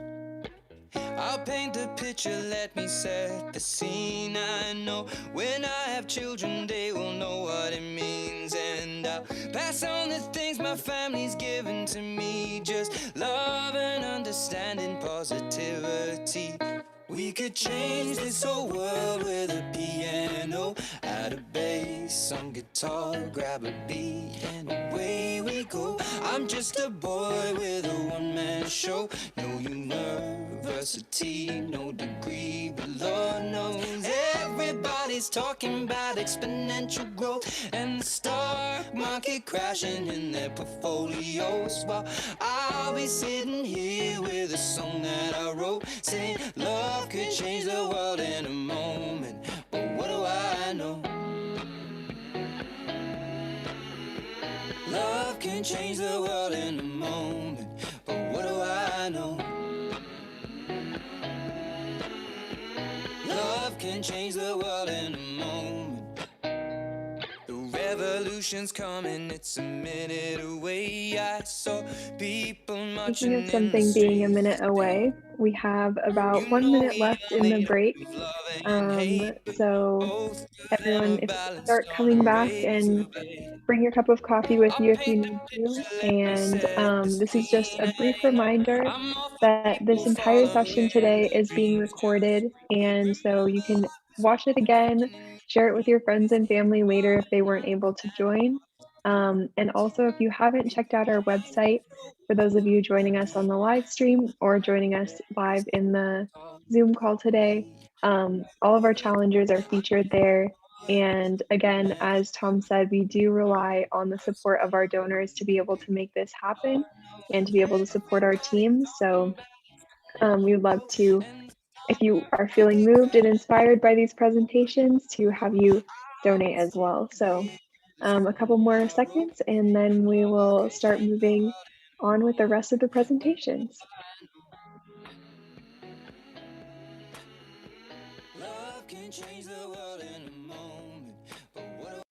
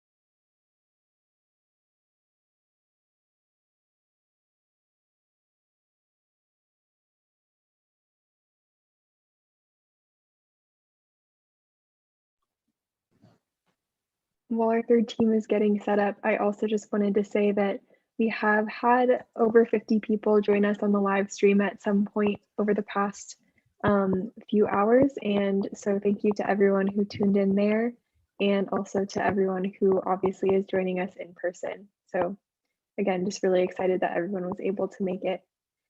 And Team Ecorex, is your team all here? Yes, we believe so. Yes. Yes. All right. We're here. Great. And are our judges all ready?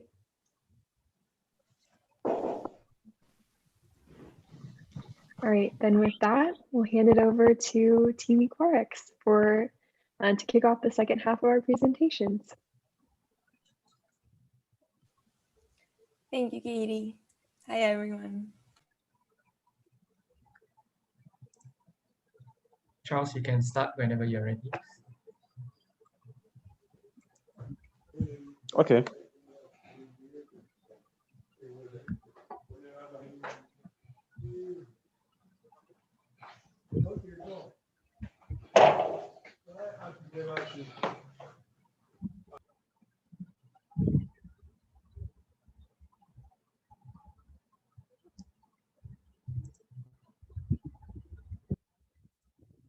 Charles, I think you are muted.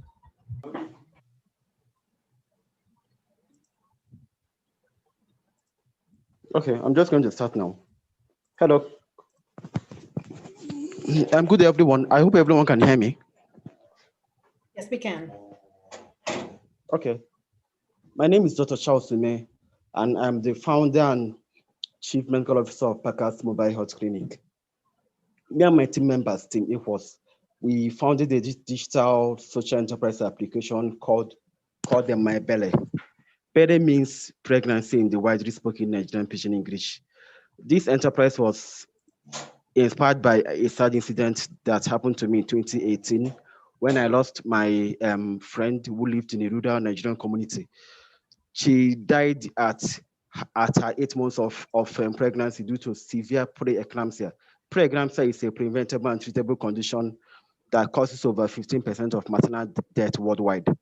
She died because she had no access to health centers where she lived, making her prenatal care checkups to be infrequent and inconsistent, and this increased her risk of pregnancy. This experience, coupled with the growing number of maternal mortality among pregnant women in Nigeria, inspired my team to increase access to free healthcare information to pregnant women in Nigeria through this innovation called My Belly. My teammate, Maria, will give more details of the problem facing pregnant women in Nigeria. Thank you, Charles. In Nigeria, 150 women die every day during childbirth. In fact, maternal death cases in Nigeria alone account for 20% of all maternal mortality cases worldwide. 15% of all maternal mortality cases are caused by hypertensive disorders, and this class of conditions results in more hospital admissions than any other disorder during the prenatal period. Since preeclampsia can be symptomless, women must attend prenatal checkups or they are at greater risk for eclampsia, maternal death, and perinatal death. Attending prenatal care visits has been demonstrated to be essential to a healthy pregnancy. However, 49% of Nigerian women do not meet the WHO recommended number of visits. A reason for this low visit number is because of the distance to healthcare clinics. 44% of women surveyed face distance-induced barriers to receiving care. Additionally, many women are not financially prepared to pay the lump sum costs of medical bills, and thus seek cheaper healthcare from unlicensed providers, increasing their risk for adverse outcomes. So, having identified this problem, we then ranked the existing digital health solutions that are available for Nigerian women. Primary research has shown that mobile phones are a means for pregnant women in Nigeria to advocate for themselves. However, we discovered that the existing apps fail to fully address the multifaceted problems that Nigerian women face in seeking quality reproductive care. So here's what we found. The leading pregnancy app in Nigeria is called Omomi, and it focuses on childcare tips more than actionable prenatal health advice. The app uses a chat a doctor style forum where users can post questions and be answered by a doctor. But we quickly found out that most doctors answer with make an appointment, which defeats the purpose of the feature. Both Hadibia and Find the Med are focused on connecting general users with medical care and are aimed at users throughout Africa. Mobi Health is a telemedicine app which follows a subscription model and can prescribe and send medications to users. These apps are helpful, but due to their general focus, they lack pregnancy-specific information and services that can meet the challenges that Nigerian women may face. When 20% of all maternal mortality cases occur in Nigeria, it's clear that there's an unmet medical need for a pregnancy app that addresses the specific challenges Nigerian women face to enable a healthy pregnancy experience. And this is where MyBelle distinguishes itself from the existing solutions. To increase maternal health, we designed features based on primary prospective user data to support a healthy pregnancy and decrease preventable causes of maternal morbidity and mortality. Following the model of digital health microlearning platforms, we will provide informational content in the form of games and quizzes. This feature will include pre-recorded webinars from leaders in the Nigerian medical community, as well as Harvard and Stanford medical affiliates to empower a healthy pregnancy experience. Our biometric tracking feature will help our user apply knowledge from the gamified microlearning feature to create personalized and actionable prenatal goals to support physical and mental health throughout their pregnancy. Since women who live further from stationary clinics attend fewer prenatal care appointments, we will show users nearby stationary and mobile health clinics to circumvent distance-induced barriers to healthcare. Users will be able to access cost estimates of each clinic's services, which can adapt to the user's input insurance policy. To create further personalized advice, users will be able to ask questions to a chatbot that will provide them with advice tailored to their pregnancy. Our users can build a personalized savings plan based on the preferred clinic they researched in our Connect to Clinic feature. Users will be able to opt into our pregnancy insurance plan in collaboration with Hygia HMO, one of Nigeria's most prominent health insurers. Since prepartum health and lifestyle decisions determine future pregnancy risks, we aim to use MyBelle to intervene at key steps within the pregnancy experience. So although we're early in development, the clinical utility of our app has already been recognized by a top Nigerian insurance provider, Hygia HMO, because of the following value propositions. So firstly, for our users, MyBelle aims to provide quality and convenient health services that can save lives. We also promote financial saving by providing automated saving plan and insurance options by connecting, by connecting users with mobile health clinic, we hope to increase access to health services for pregnant women in distant and rural areas. Finally, unlike existing platforms, we seek to make our app free and can be used offline to ensure even users with unstable connection can benefit from the many features that we provide. To the broader public, we aim to improve the public health system and reduce workload for health workers through education and promotion of good health practices. We also seek to reduce the number of pregnancy-related morbidity and mortality for both the mother and child. And with this goal achieved, the downstream cost will be reduced for both our users and the wider economy, as prevention is better than intervention. Lastly, we also promote universal health coverage through our insurance scheme and partnership. We have also prepared a video demonstrating our vision for the app as well as our primary prototype. Here is a snapshot for our vision for the app. Users could be prompted to log in or sign up and can input basic information like age, height, weight, due date, and pre-existing health condition that could influence their lifestyle suggestion. The home screen display personalized pregnancy timeline, financial saving progress, as well as a fun quiz to test their prenatal knowledge. Within the micro-learning features, user can browse and read prenatal focus articles or watch webinars from medical professionals with follow-up quizzes to consolidate their learning. And also learn how to create a healthy diet. For lifestyle and biometric tracking features, users will be able to track their mental health status with monthly summary and receive lifestyle tips with daily plan and reminders. Other features include kick counter, tracking glucose level, and blood pressure. Users can also post questions for a chatbot that can output answers based on their health profile. In this example, the user is asking about whether she can consume caffeine and a folate-related questions. The financial features allow users to get personalized saving plan with calendar reminders quickly or monthly based on their preferences. Users can also opt for an insurance plan with our partners to make their savings more tangible. Finally, users can browse through stationary and mobile clinic options available, as well as see the cost breakdown, which will help them make a more informed choice of maternal clinic. We chose to focus our prototype on microlearning and lifestyle tips, as primary prospective user feedback demonstrated these features are the most desired and important to prioritize in the early version of our application development. The content of the prototype focused on preeclampsia and its symptom detection, while also highlighting that this condition can be symptomless, requiring prenatal care checkups to monitor blood pressure and assess maternal risk of potentially fatal and preventable condition. Next, we include quizzes to measure effectiveness of our informative infographics. The quizzes also include hints to help reinforce learning for the users.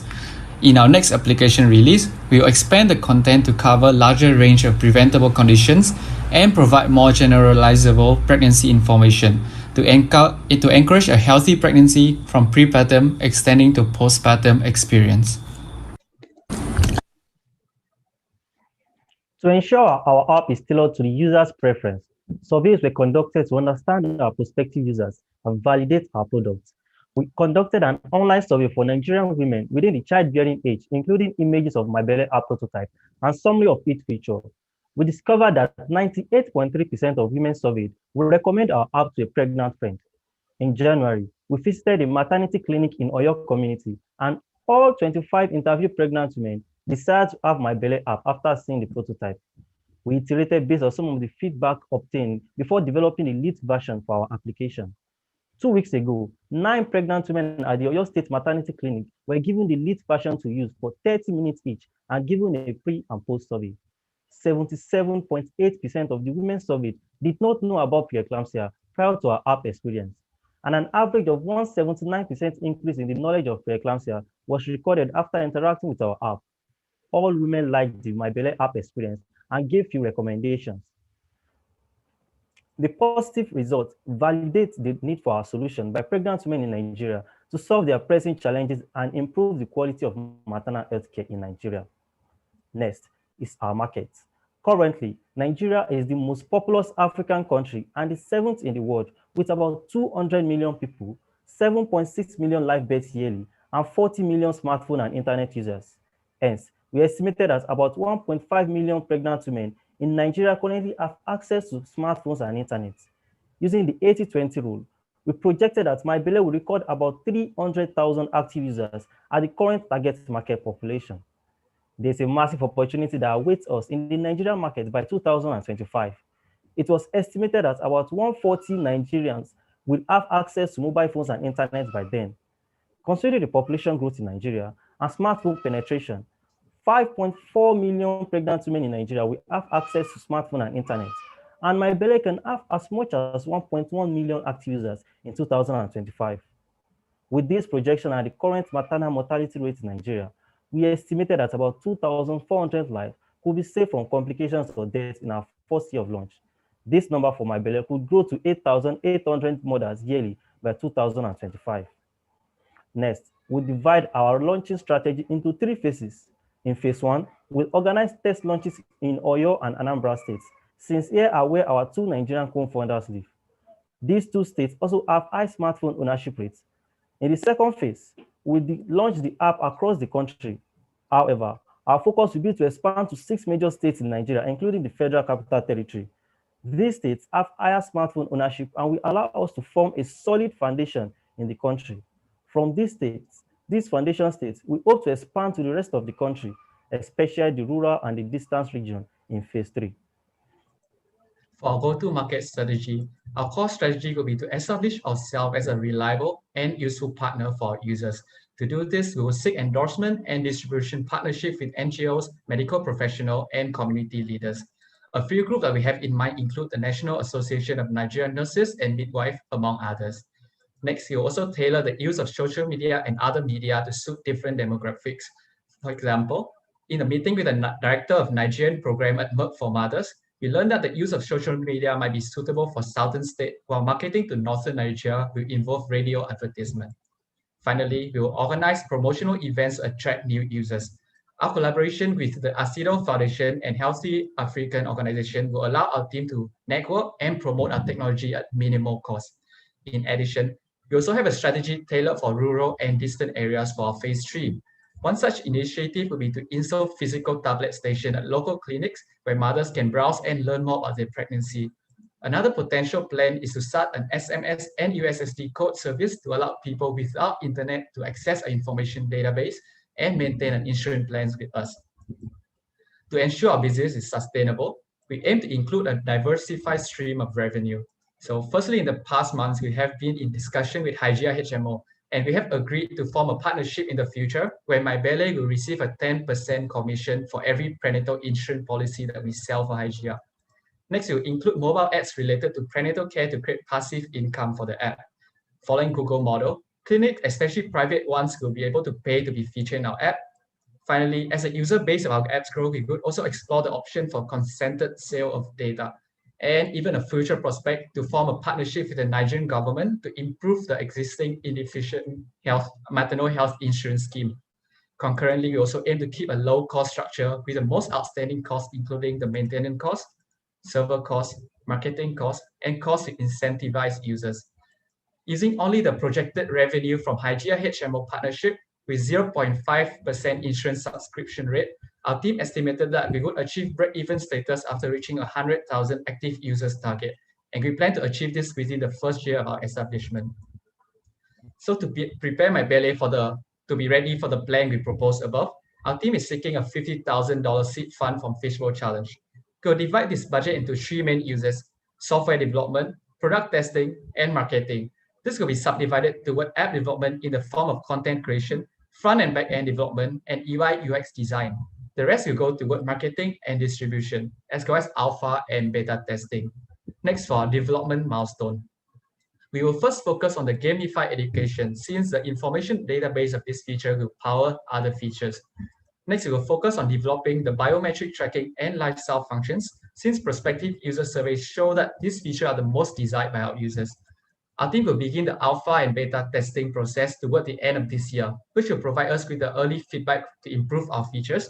This will also give access to some of the more important features to early users. In the meanwhile, we'll continue to develop the remaining of our features, and we aim for an official launch date 1 year from now in 2022. We're excited to be working with a team of talented doctors and scientists who can advise us in our efforts to design fun to engage with and informational content to support a healthy pregnancy experience. Additionally, we're working with organizational partners who believe in the potential of our technology to improve maternal health in Nigeria. Along with our health insurance provider collaboration with Hygia HMO, we have partners from academic institutions ranging from Women's Health Initiative at the Harvard School of Public Health to the Digital Medic Organization at Stanford. These partners share our mission to increase access to healthcare information to support positive maternal health outcomes. Roche has expressed interest in supporting us with our technology through their social responsibility program, and the development of this work has resulted in a collaboration with the nutritional department of the New York Academy of Sciences. And we have partnership opportunities with Google Chrome to deploy tablets to enable women without smartphones to access our technology. In addition, to increase users' accessibility, we are in discussion with the CEO of 9Mobile to provide internet access for our app at zero cost through their CSR program. We are working with our co-founder, Dr. Charles Zume, who founded and operates Parker's Mobile Health Clinic as our pilot mobile health clinic partner. Through these partnerships and collaborations, we aim to improve the quality of maternal health care in Nigeria and look forward to continuing the development of this fishbowl ideated technology with our outstanding team. To end our presentation, we would like to introduce our awesome team, Ecorex. Zung and myself are 2 engineers working on front and back end development. I am getting my bioinformatics master's degree at Stanford, and Zung studies mechanical engineering at the National University of Singapore. Abdul Hamed is a medical student at the University of Ibadan in Nigeria and is taking his firsthand knowledge and applying it to our marketing and business development strategies to optimize our goals regionally and strategically. Dr. Charles Ume, the founder and chief medical officer of Parker's Mobile Health Clinic, is in charge of regional outreach. Abdul Hamed and Dr. Ume have been on the field collecting primary prospective user data that has informed the design of our application. That data was translated into relevant scientific information for our app by Amalia, who is a PhD candidate in the Biological and Biomedical Sciences program at Harvard. Amalia is the lead on content creation, UI, UX, design, creative director, and strategic partnership outreach head. We would also like to thank our mentor, Dr. Marcus Bunches, the head of the Roche Data Office, as well as the Fishbowl Challenge, for your amazing support and guidance in the past 6 months. Together, we are confident that we will make MyBella a successful social enterprise and uplift the pregnancy experience of many mothers in Nigeria. Thank you. Thank you so much, Ecorex. With that, we will hand it over to the judges for 10 minutes of Q&A.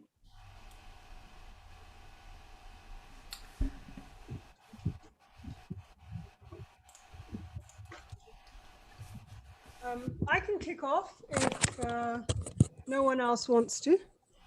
Can you hear me? Yes, we can. Oh, great.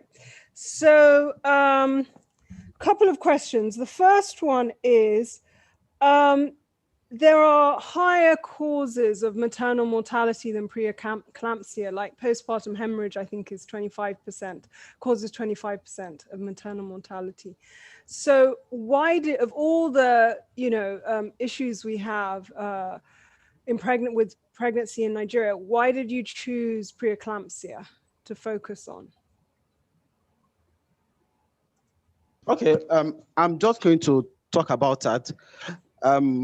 We reference on preeclampsia as just one of the maternal diseases. That is one of the diseases in pregnancy. That was just a reference point, okay? But our app choose to render healthcare information to every pregnant woman. So we're not actually specific. We just use preeclampsia as an example, okay? But we also aim to go to women or other common causes of maternal mortality like antepartum hemorrhage, postpartum hemorrhage, gestational diabetes, and other pregnancy complications. Thank you. I mean, I agree. I think that your app can tackle, for example, PPH by just giving women and giving TBAs. You didn't talk about traditional birth attendants, but I think I assume that they can also use your app. One last quick question. Your relationship with Hygieia seems critical to your deployment of this technology and your market access, which will, amongst other things, it will significantly reduce your marketing costs. Is that Hygieia relationship exclusive?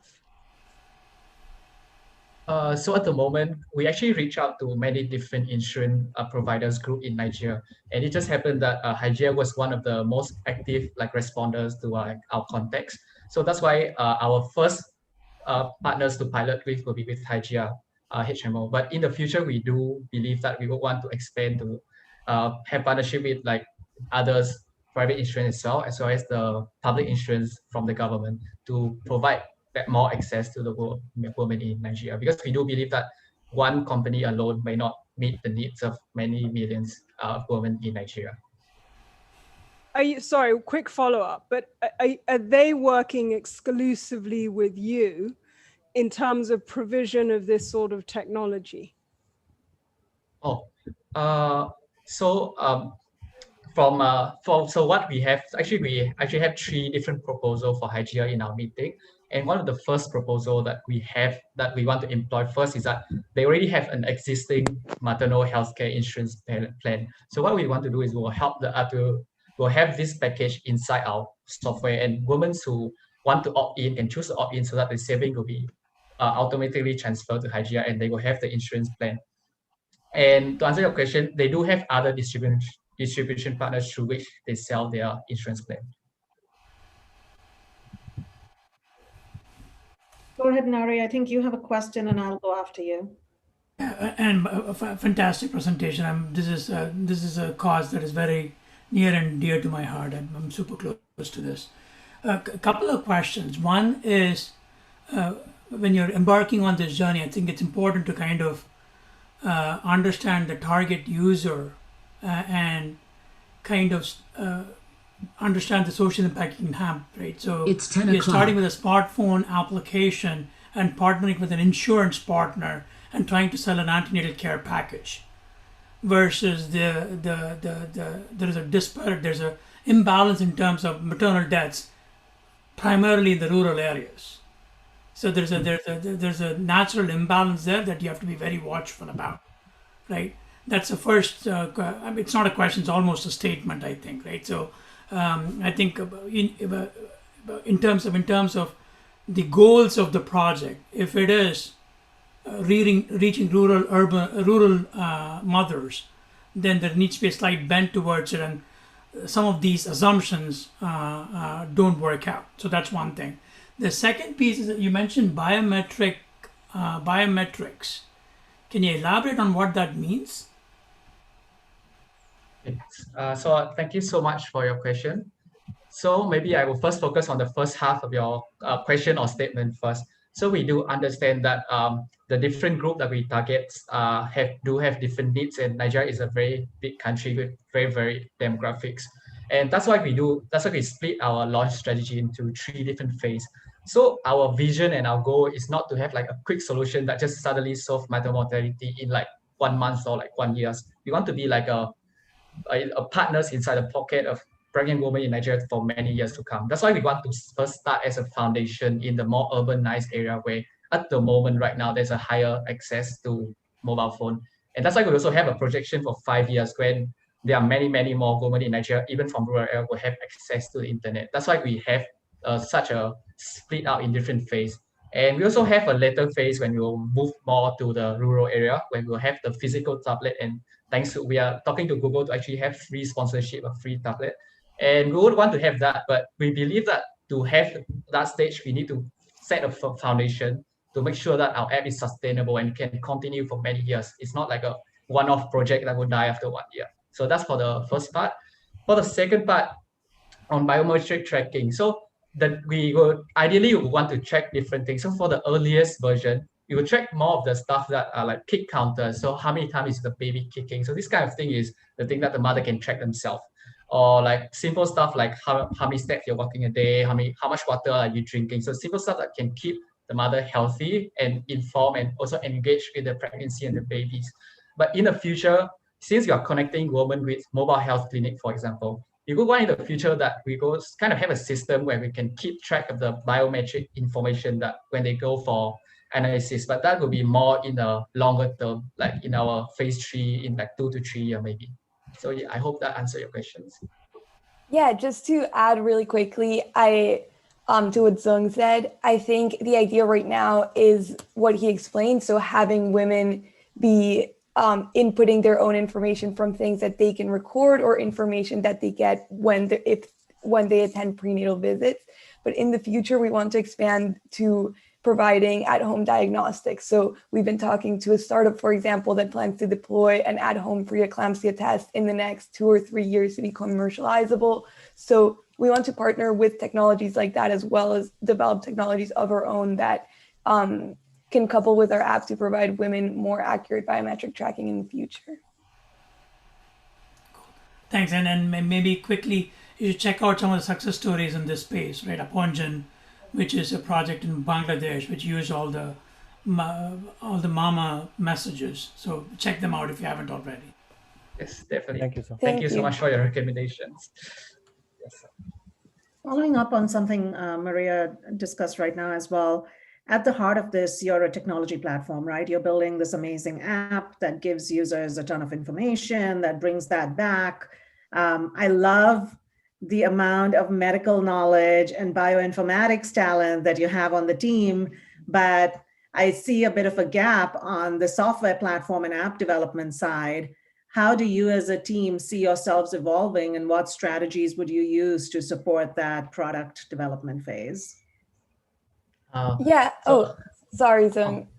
I was just going to say, I think that's, I would think when you see our team presentation, that's a very valid concern. But so I study bioinformatics, but I did my undergrad at Stanford as well. And I studied computer science as well as bioengineering. So even though my official degree is in bioengineering, a lot of my education is it's like development oriented as well. So I personally have a lot of the skills that are already needed to do that. I'm working at Apple this summer. So I think even though it might seem on a surface level that we don't have that technical knowledge, that technical knowledge is there. And when we need in the future any skills beyond that, we would outsource them. And just to add on to Maria, so that was Maria's background for me.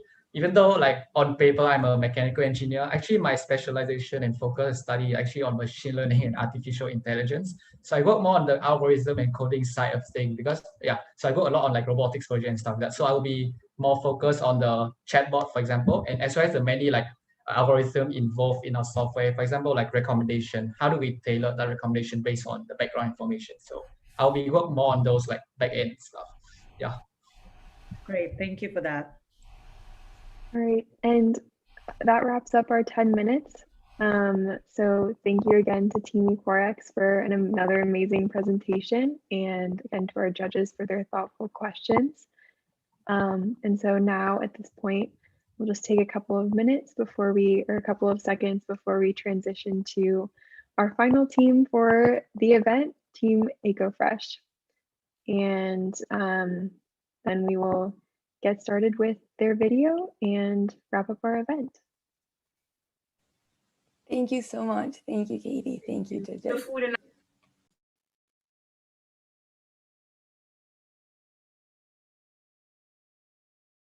According to the Food and Agriculture Organization, a third of all food produced globally is lost, accounting for $1 trillion. This leads to the release of 150 teragram of methane gas annually, which is equivalent to 10 billion 15 kilogram domestic gas cylinders, contributing to global warming. With over 29 million individuals in Ghana, about 35% of food goes waste every year. Farmers put in effort and investment into their farmlands, but their produce perish due to lack of preservation and processing units, as well as ready markets.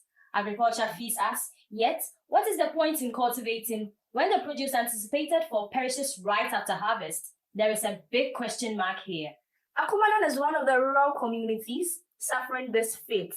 Once Ghana's major supplier of fresh tomatoes, the community now contributes to methane and carbon dioxide emissions as a result of excessive decay of tomatoes.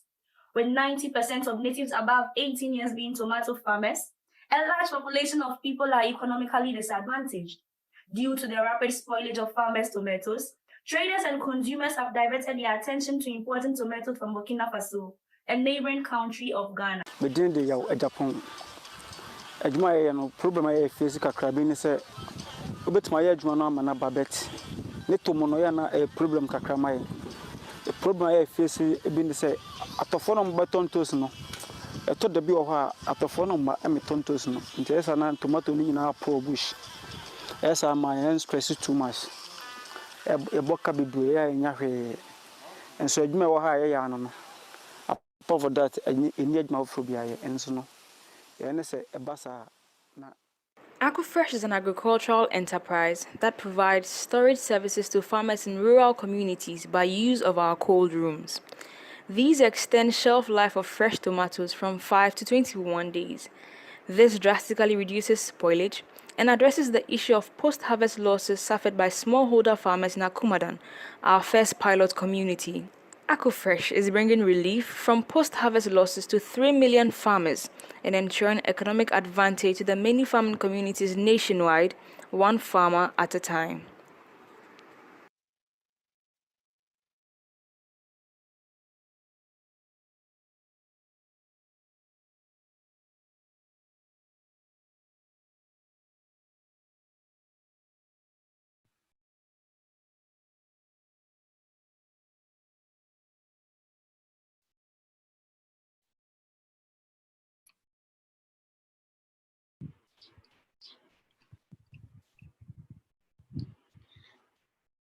Hi, so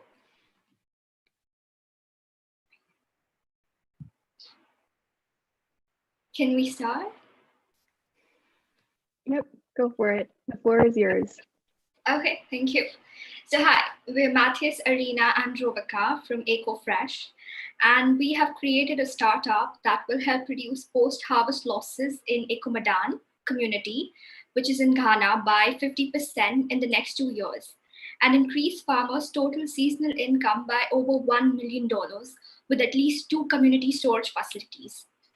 We are extremely grateful for being one of the Fishbowl finalists. Next slide. So here's a quick overview of the problem area. So according to the Food and Agriculture Organization of the United Nations, 1.3 billion tons of food is lost or wasted every year around the globe. To this effect, both developed and developing countries roughly lose an amount of 990 billion US dollars, which is enough to feed about 124 million people starving in 51 countries. In Africa, tomato post-harvest losses range from 20 to 30%. Most importantly, food wastage's carbon footprint is estimated to be 3.3 billion tons of CO2 equivalent of greenhouse gases released into the atmosphere each year as a result of crop waste. Therefore, post-harvest losses are a major contributor to global food waste and environmental degradation. In Ecomadan, which is a farming community in Ghana, tomato farmers lose 4,200 metric tons of produce annually. As a result, present-day post-harvest losses are a threat to the populace in terms of feeding and financial stability. Smallholder farmers have a hard time getting their excess produce to the market, and they do not have sustainable storage facilities, which causes the harvest to rot or decay, thereby contributing to food wastage. So we can conclude that post-harvest loss is a threat to food security as well as environmental protection that cuts across most farming communities in Africa and around the globe. Over to you, Matthias.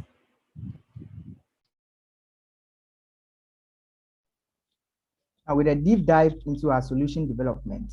Our solution is a cold storage preservation technology comprising solar panels, sensors, a condensing unit, and an evaporator with a temperature of 5 to 10 degrees Celsius. Now, this particular storage technology will extend the shelf life of tomato and other perishable crops for up to 21 days under a suitable regulated temperature. The unit is a rectangular prism with a capacity of storing 125 kilogram crates of tomatoes.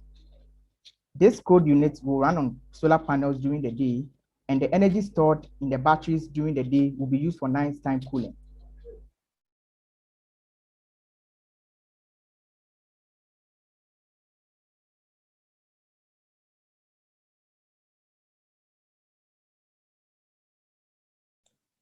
I think we lost Matthias there. Does maybe someone else from the team want to step in and take over?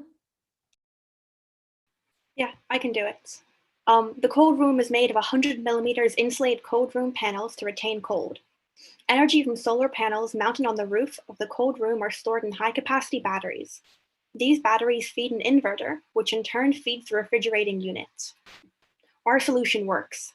Cold chain is a well-known method for reducing food losses and food waste, and has long been promoted by established food industry-focused organizations such as the International Institute of Refrigeration, the World Food Logistics Organization, and Global Cold Chain Alliance. Global food storage reports reveal that a crop like tomato, if stored under a temperature of 8 to 10 degrees Celsius, stays fresh for up to 3 weeks. It is a time-tested, reliable method used for the retention of freshness and shelf life extension of fresh produce, as it reduces rate of respiration and thermal decomposition. Besides, there have been successful cold storage systems in various models of green cold chain in Africa.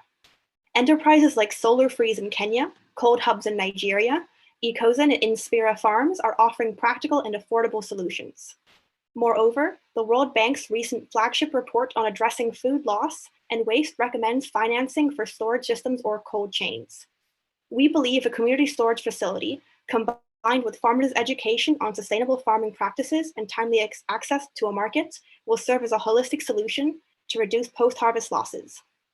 That is why our long-term aim is to develop the 3 segments as we grow. And Arena, if you have someone else in your team who wants to share the presentation, We can definitely take a minute or two to get that set back up. No worries if there's. Okay. We understand that technical glitches happen sometimes. So feel free to take a few seconds. I'll stop the time and everything. Okay. Devika, do you have the updated presentation? Because I don't have that one. Yeah, the thing is that I do not have the PowerPoint, the updated one. And because I do not use PowerPoint, so that would be a bit problematic for me to run on mine. But do you have it? I don't have the updated one. I have an old one. There's a mistake or two on it. If that's all right, we'll just point out when that comes up. I'm so sorry for the hassle, guys. I'll get it up in a second. Yeah, I mean, That's it's totally fine. You do that. No worries. Just take whatever time you need. Maybe we could even transition back to Mubarak's DJ track. No, I'm just kidding. But yeah, no worries about the presentation. I'll get it up and then hopefully I can.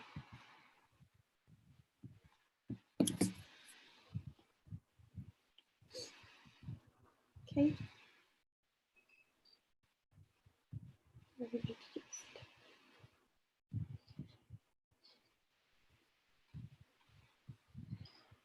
Okay, I'm thinking this should work. I will.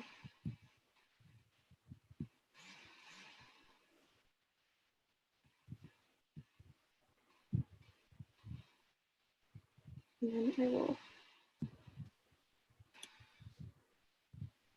up into presentation mode. Hopefully everyone can see that.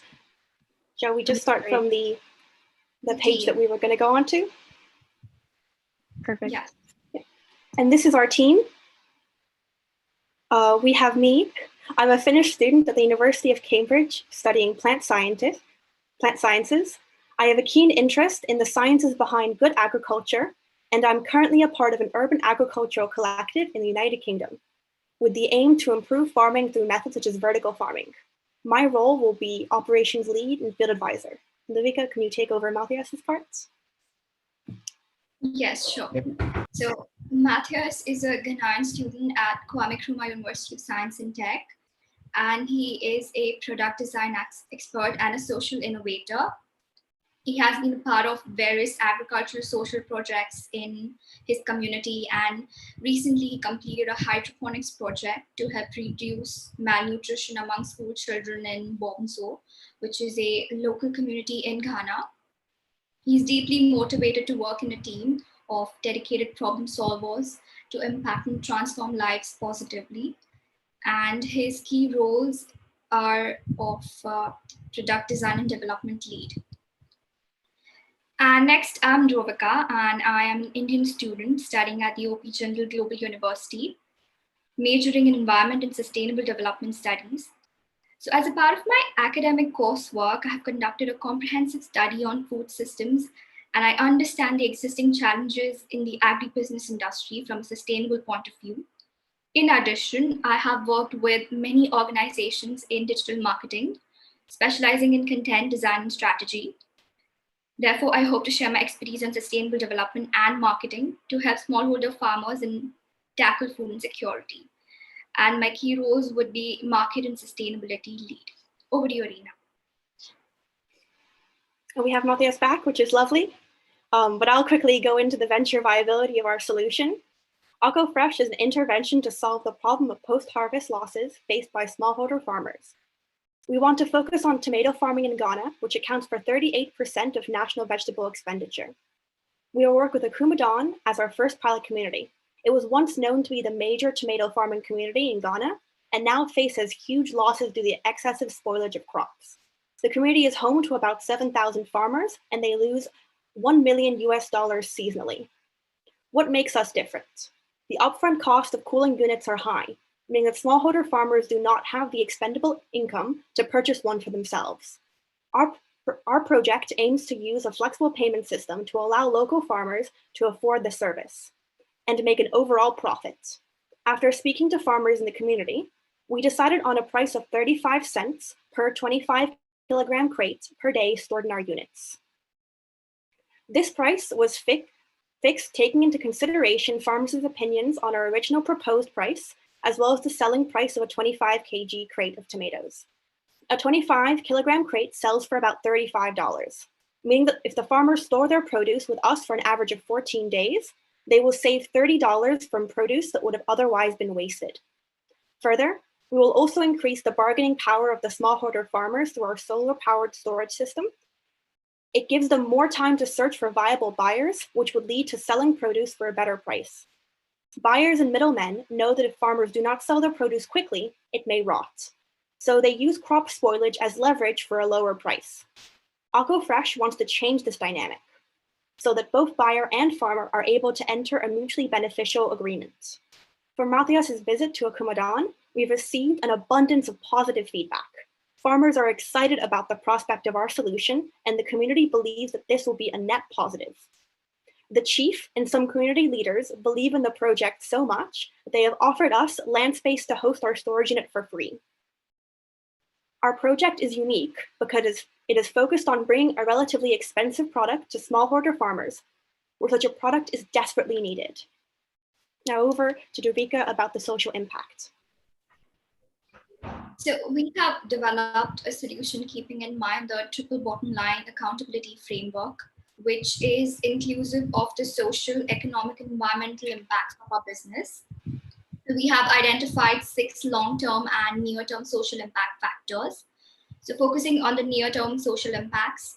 So we as a social business, we aim to ensure that our entire operations across the supply chain are socially responsible and ethical. So the primary factor is secure employment. We will hire local members of the community to aid in the upkeep of the unit, helping them by providing a secure and hospitable work environment, proper training and supervision, diversity in hiring, opportunities for advancement for women and minorities, no discrimination, and provision of affordable healthcare and other necessary benefits. Next, the next factor is ethical suppliers. So we aim to ensure that the supplies and products we purchase are produced responsibly and ethically. So for this reason, we aim to seek fair trade products. So the fair trade certification verifies that living wages were paid to producers and that fair and ethical employment practices were used in the creation of products. So it is compliant with ICL's Assurance Code, which is an internationally recognized code for sustainability standards. And we also aim to get Ecofresh Fair Trade certified. So the third impact factor is cost effectiveness for the farmer. So the pricing model makes our storage unit affordable to farmers, unlike other units, allowing them to make use of the product. Next, we have the long-term social impacts, financial stability of the farmers. So our solution will help grassroots farmers become financially stable compared to previously being pressured into accepting low prices for their yield. With at least 2 community storage facilities, we estimate that post-harvest losses will be reduced by 50% in the next 2 years and increase farmers' total seasonal income by over $1 million. Next, our community storage center will strengthen social interaction and unity in the community and simultaneously help us refine our solution through continuous stakeholder engagement. Lastly, after giving farmers enough exposure to our storage system, we aim to equip the communities with required expertise to run the community storage centers independently so that we can move on to help other communities residing in other regions. Over to you, Matthias. Yes, so I'm so sorry for the cut off. I had a general power shutdown in my community right now. So I'm so sorry about that. So moving on, we fill in all the necessary paperwork in Ghana and purchase the cold storage units from one of the suppliers we've been in contact with. In April, we intend to be working on logistics of our land, such as clearing, fencing, and lighting. We also intend to be marketing our products. And according to our marketing research, the best form of marketing will be through local community center, as well as the market activation. Finally, we also want to be creating a website so that we can start to create a presence within Ghana. As soon as the land has been cleared and the unit has been made, we intend to begin mounting and testing of units with solar panels. Starting in July, we intend to conduct our 2-week trial period with the farmers, as well as consistently gathering feedback. After this, we will leave a week to make changes based on the feedback from farmers, and then our units will be running and ready for market by August 2021. Now, this is the part of the presentation a little bit off. Our pricing model, as we said earlier, was 35 cents for each day stored. So just keep that in mind. That would be great, guys. Our target market includes smallholder farmers and traders across Ghana, starting with the Kumadan, our first pilot community. Ecorex will offer customers a flexible payment system based on a subscription model on a per-day fee per crate of tomatoes stored. We will work with 2 storage systems with a capacity of storing 225 kg crates, and farmers will pay a daily fee of 35 cents for each crate. For our market research, we know that one of the biggest barriers to our project is the general distrust of novel technologies in the area. As a result, we have a 2-week trial period and estimate that we will begin our first sale month with 10% purchase capacity. We then expect exponential growth until we plateau at 70% purchase capacity at the end of year 1 and up to 100% capacity in year 2. This means that we will break even on our original investment in March 2023, as seen in the graph. The capacity is reasonable in a Kumadan. Even if we were to store tomatoes at full capacity year-round, we would only be storing around half of the annual spoiled crops. Now over to Matthias about the budget.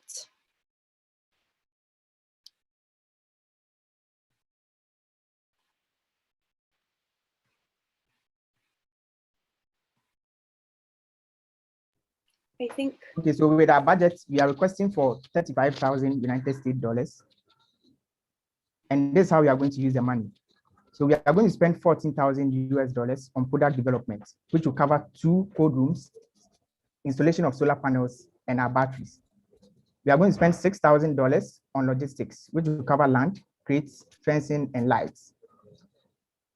Initially, we made mention that the chief and the community leaders are going to provide us with free land, but we've also budgeted for another land, which will cover other areas in the same community.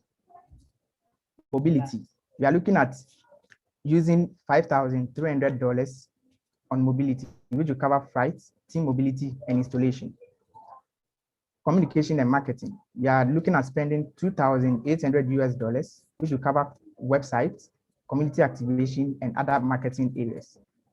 And we will be spending $4,300 on labor costs.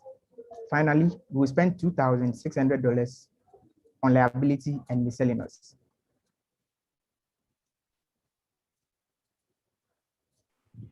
So here are our partners. Partnering with Welfare and Farm Line will help fill the gaps of Ecorex. So while Welfare will help farmers connect to the market to increase their bargaining power during the time that the tomatoes are stored in our units, Farmer Line will help educate farmers to produce the highest grade tomatoes. Next, we have the Department of Agriculture under Ghana's Ministry of Food and Agriculture, which will provide us with data of farmers in the Offenso district and expose us to possible funding and support from the government. We also have the Global Tomato Farmers Cooperative, which is a vibrant farmer group in Ecomadan, and it will use its influence to make our project known to many tomato farmers in the region and will also connect us to its members. So we hope to receive most of our funding through Fishbowl, but we're also looking at other funding bodies such as the Gates Foundation, AGRA, and the Common Fund for Commodities to help with the project now and in the future. Next slide.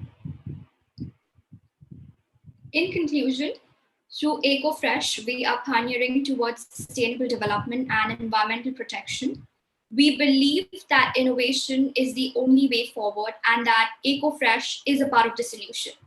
Hence, we propose let us partner together to transform our ideals into reality. Thank you for listening to us. Thank you so much, Team Ecorex. And now, Q&A of the day.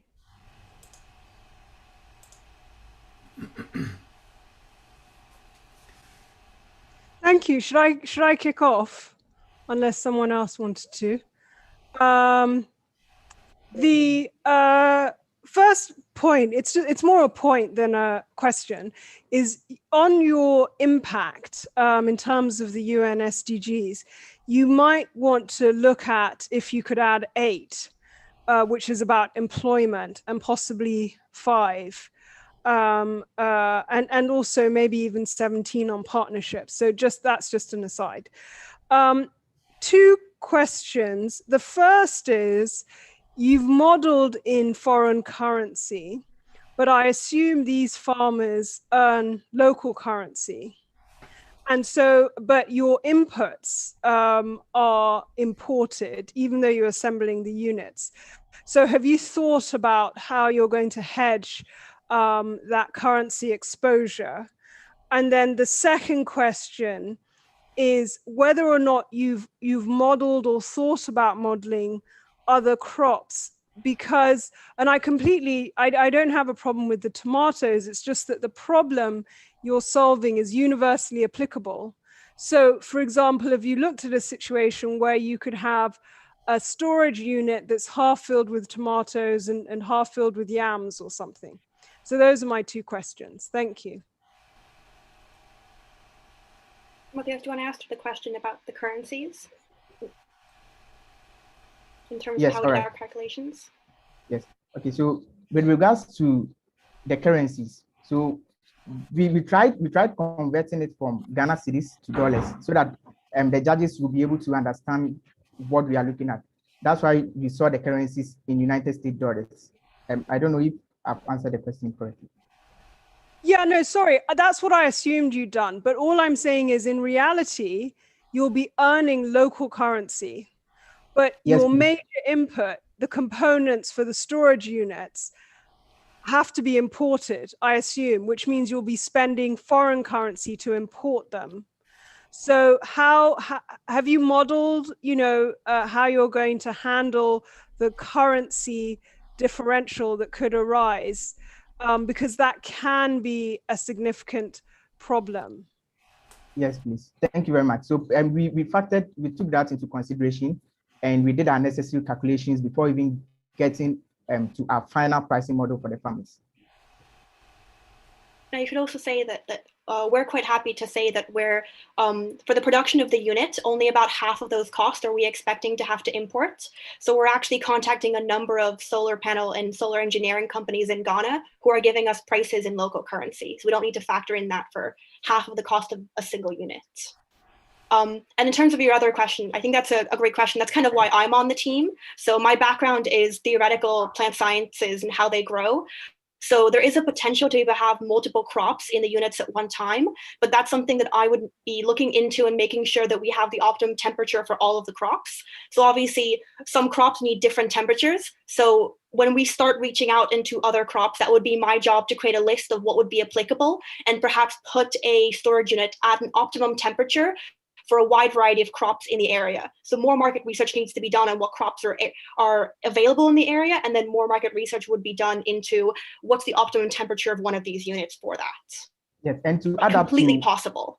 Yeah, to add up to what Arina said, with regards to the second question. So our system has been designed such that you get to regulate its temperature. So it doesn't have a fixed temperature for just tomato. We've designed it such that you can regulate its temperature. So once we realize that there are other crops in the community or in other areas, we just have to tune, or we just have to regulate our temperature to suit that crop. Thank you. Wilson, do you want to go next? And Yeah, please. What I like about this proposal is I think most of the risks are mitigated if it's a prefab storage unit. So that's just a general question, if it's already designed and ready to just put together, because then it just comes down to a finance problem, which is what I'm most comfortable with. So question is it a prefab storage unit that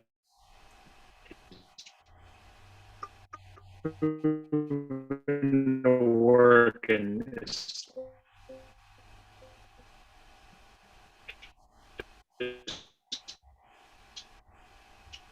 Wilson, we got the first part of your question, but we lost you midway through. And the second is, you said break even for every $10,000 implant. You use the term break even on one of 10,000 you save, you would add on another unit to grow this project? I can answer the second part of that question first. So the initial price that we have there is the price of 2 units. So the price of providing it. So It's about 50,000 for the production of the unit and the solar panels together. So together we've assumed about 14,000 for the production and then manufacturing of it all, obviously. So we have 2 units off the get run. Straight away, we're working with 2 units, and that's how we're working with our capacity. And then later on, we'll be breaking even on that $35,000 investment that we're hoping to get to start up the project. And from then on, with the money that we're making, and hopefully the money we'll be getting from other funding bodies that we already mentioned, we will then be getting more storage units because there's just a capacity for it in the area. And are these units already designed and preset and they're ready to go? Like it's just plug in and no risk to design or implement? Yes, so with regards to the units, we are having our manufacturers, we have cold storage manufacturers around, and we've contacted them. There's one in South Africa and there's one in China, and we are looking forward to letting them bring in the system. So the system has been designed. So what we need to do is to bring it here for it to be assembled and for the solar panels to be also attached to it. So as it stands now, the system, we forwarded our specifications to the manufacturing company, and they've given us a quotation as to how much we are going to spend on the system. So they are giving us the raw materials and everything set. So the only thing we'll do is to get engineers in Ghana to assemble the units and for it to start running. Thank you. Can I ask a couple of questions if you have time? Cool. Maybe following up on Wilson's question on the sustainability piece, right? Which is, help me understand the unit cost of one unit, one cooling system, and what the coverage of farmers is. I presume farmers have to come in to store their produce. So there's a certain coverage area that you're covering in terms of number of farmers. And there are a limited number of crop cycles, I'm presuming 2 to 3, depending on what crops we are thinking about for a year, right? So if you think about it in those terms, or first question is, did you think about it in those terms in terms of sustainability, unit cost, number of farmers, number of crop cycles, cost per storage, and a rough break even? Is that how the calculation went? That's the first question. And second question is, again, brings up the question of number of crop cycles, especially if this is a post-harvest technology. Want to make sure that it is actually functional and in tip-top shape between the harvests, right? So there's a maintenance and repair element here. That's more a statement again. But the question is, in terms of the deployment model, is it an entrepreneur-driven model at the local level, or are you thinking Ecorex will actually go build these units, put them up, maintain it with support from the local entrepreneurs or local farmers? Are the questions clear?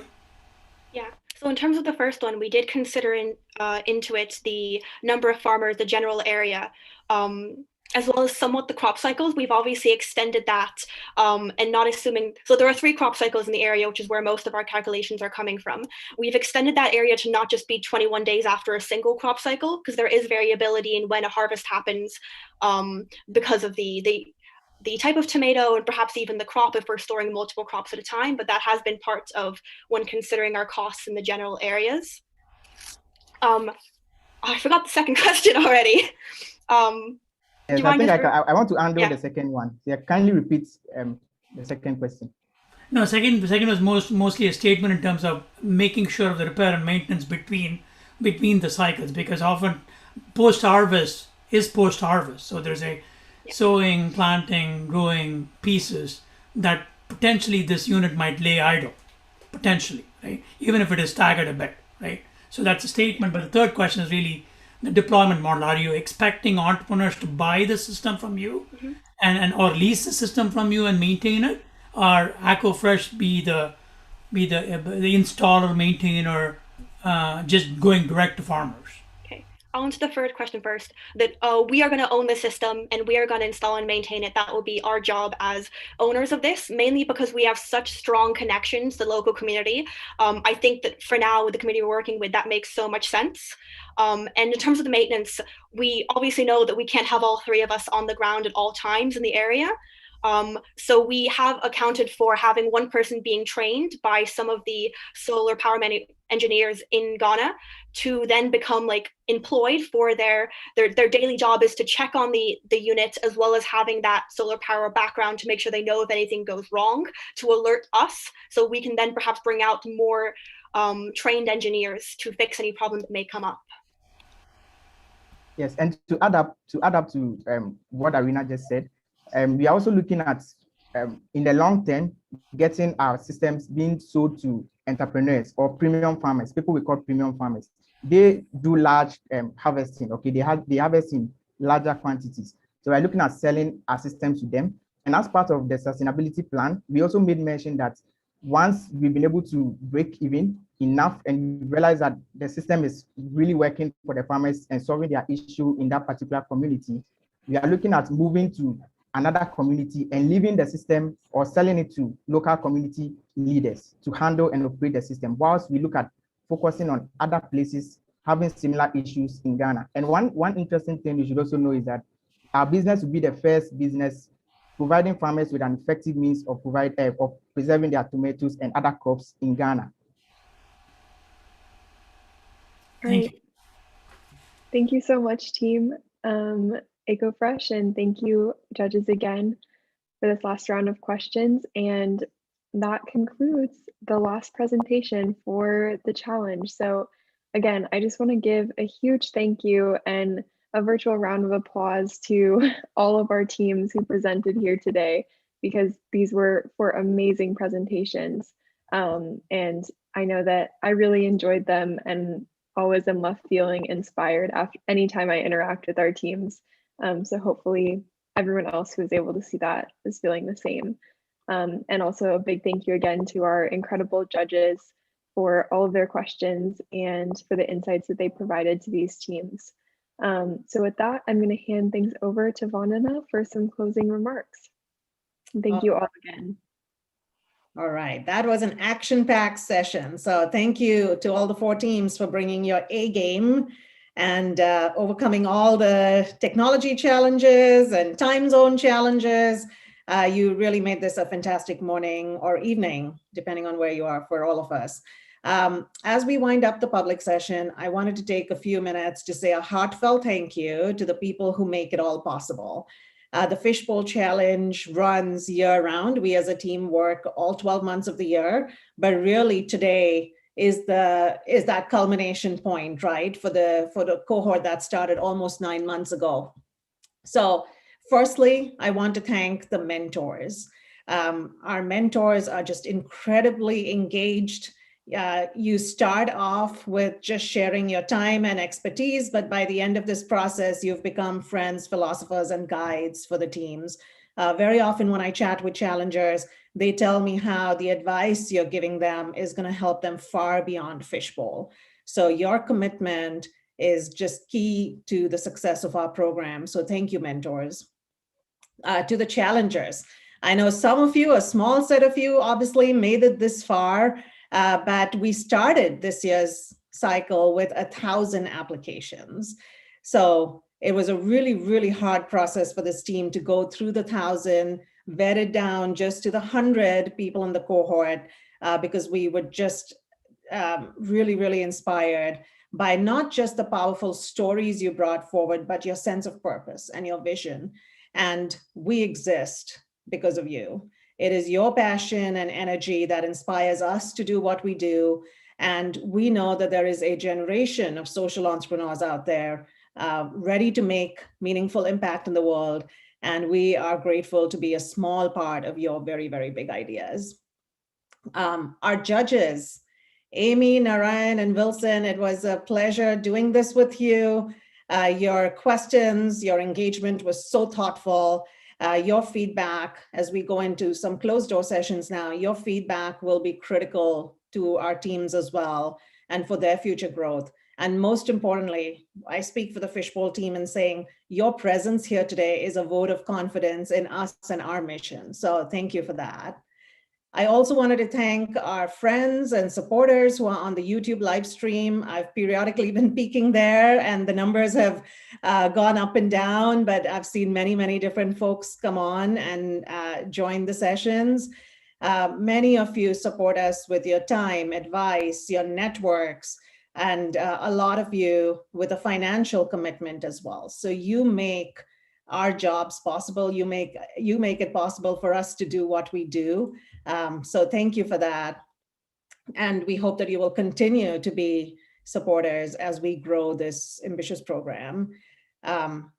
Most of you know Fishbowl Challenge is a nonprofit. 100% of every dollar we raise goes directly to the students. So we aim to keep it that way. And then finally, my entire team at Fishbowl Challenge. You come together every week with a fierce belief in our mission. You tirelessly navigate every hurdle that comes our way, and you make sure that we come out stronger for it. So thank you does not say enough. A fun fact for everyone listening in today, our 9 team members on this call dialed in from 7 countries. So we ourselves are a case study for the Fishbowl vision. And we continue to believe strongly that global collaboration is the way to solve some of the most complex problems in the world. And then finally, to those of you who are watching and want to apply or want to come back again next year, we'll be kicking off applications for the 2022 challenge in a few weeks. So follow us on your favorite social network. We're on Twitter, LinkedIn, Instagram. And stay tuned for the dates, share it with your friends and family. We cannot wait to meet that next group of change agents. So with that, I wanted to ask everyone to do this virtual round of applause for everyone, the mentors, the judges, the participants. At this point, after this, the participants and judges will go into closed sessions. So we'll be disconnecting the live stream.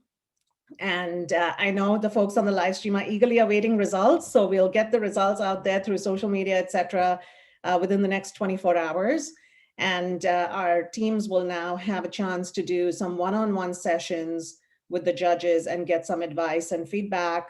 And then the judges will go into deliberation to determine the winners. So with that, I'll hand it off to Mubarak. Thank you, everybody. Mubarak, over to you to get us through and get the judges through the next step.